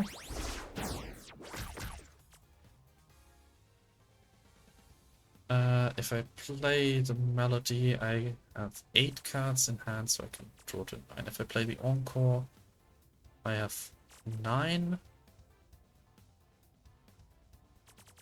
And I can still draw to 10. Was ideally, I get to play the Malefic Melody and then the Encore, so the Malefic Melody 7 songs get cheaper.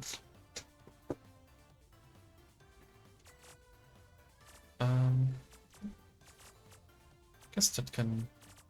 I mean, with the Wham Bam Jams, it's kind of hard to clear out my hand. I think it's alright to maybe just have the 7 songs as removal as well.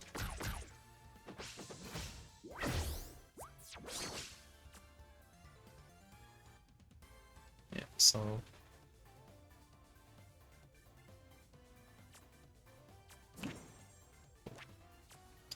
Did any Death Minion die this...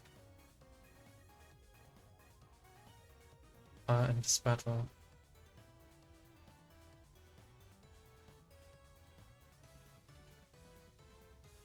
Nope.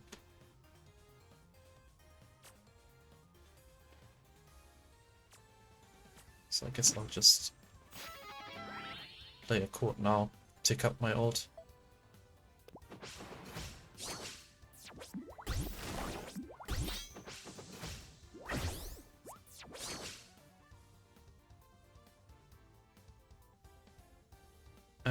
Now I get my Wham Bam Jam going, even though it overdraws by a ton, but...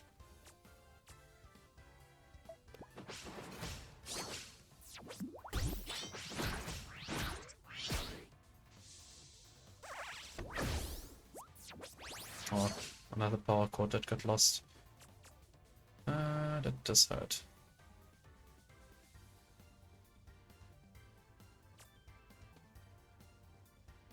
I can...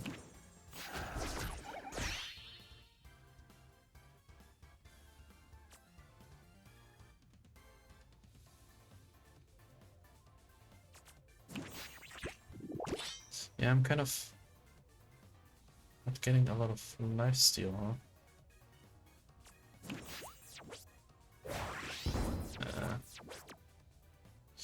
Oh, silence is good next turn. Do I still have a power chord in the deck? I do. I can still draw it.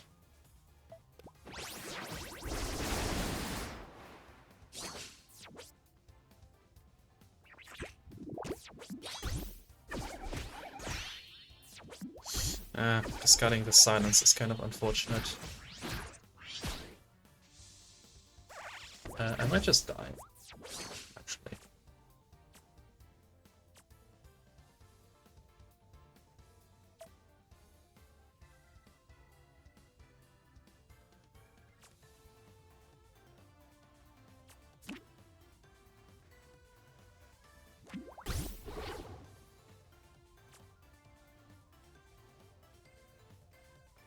Six, I believe.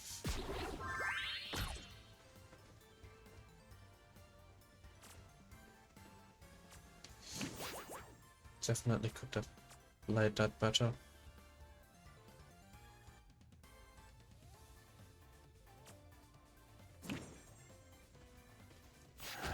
Guess I kill that. Actually, I should have killed that first. I'm kind of...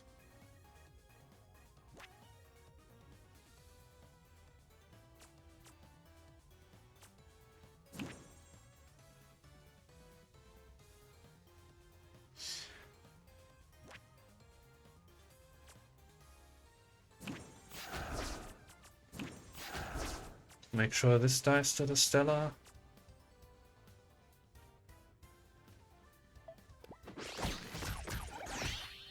Stella gets me back a little bit.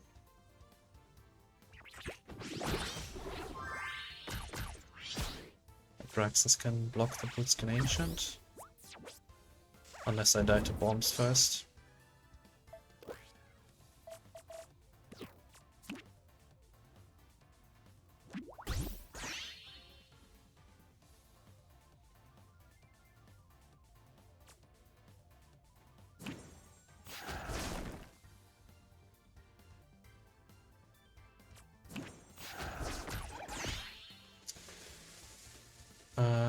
Yeah, I'm just dead.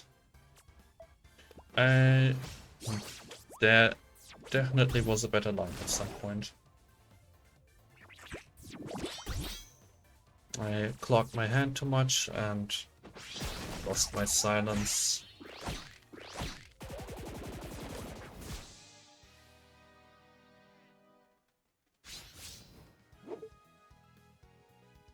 So... I guess, yeah. Not quite enough. I mean, that is what happens with the Dungeon Keeper.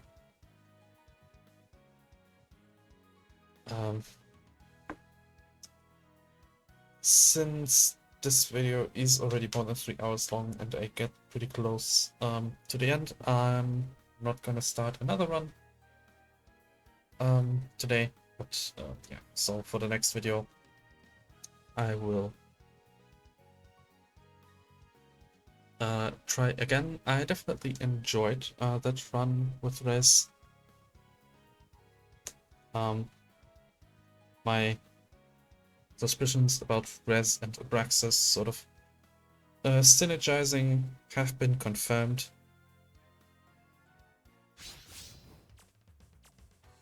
Dungeon Keeper Elite was definitely quite a dangerous fight. Maybe cloning Wham Bam Jam was a mistake after all. I mean, I was kind of stuck with 2 Wham Bam Jams that prevented me from encoring. And also, once I play one, my hand is too full to play the other. Hand clog is something that Rez kind of always has to worry about with the amount of card generation and draw she has. That hand limit of 10 will be reached quite easily. But I think, I mean, the enemy had 35 health. I think I milled like 2 power chords, so 2 power chords definitely. Like, I think they dealt 9 damage, so that would have been 18.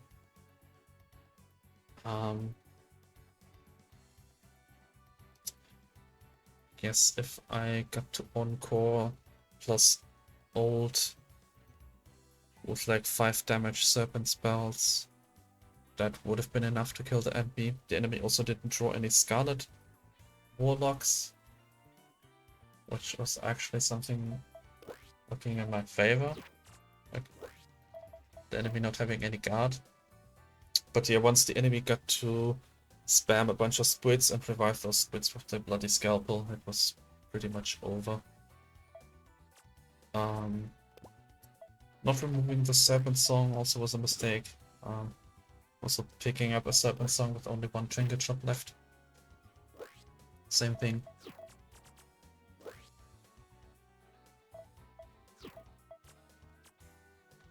Yeah, I'll think I'll try again with Res, and then either I can either aim for another Abraxas Res combo, see if that can get the job done. Or maybe I'll try and find Dragon Brand like I did at the beginning. I know the Dragon Brand res works very well.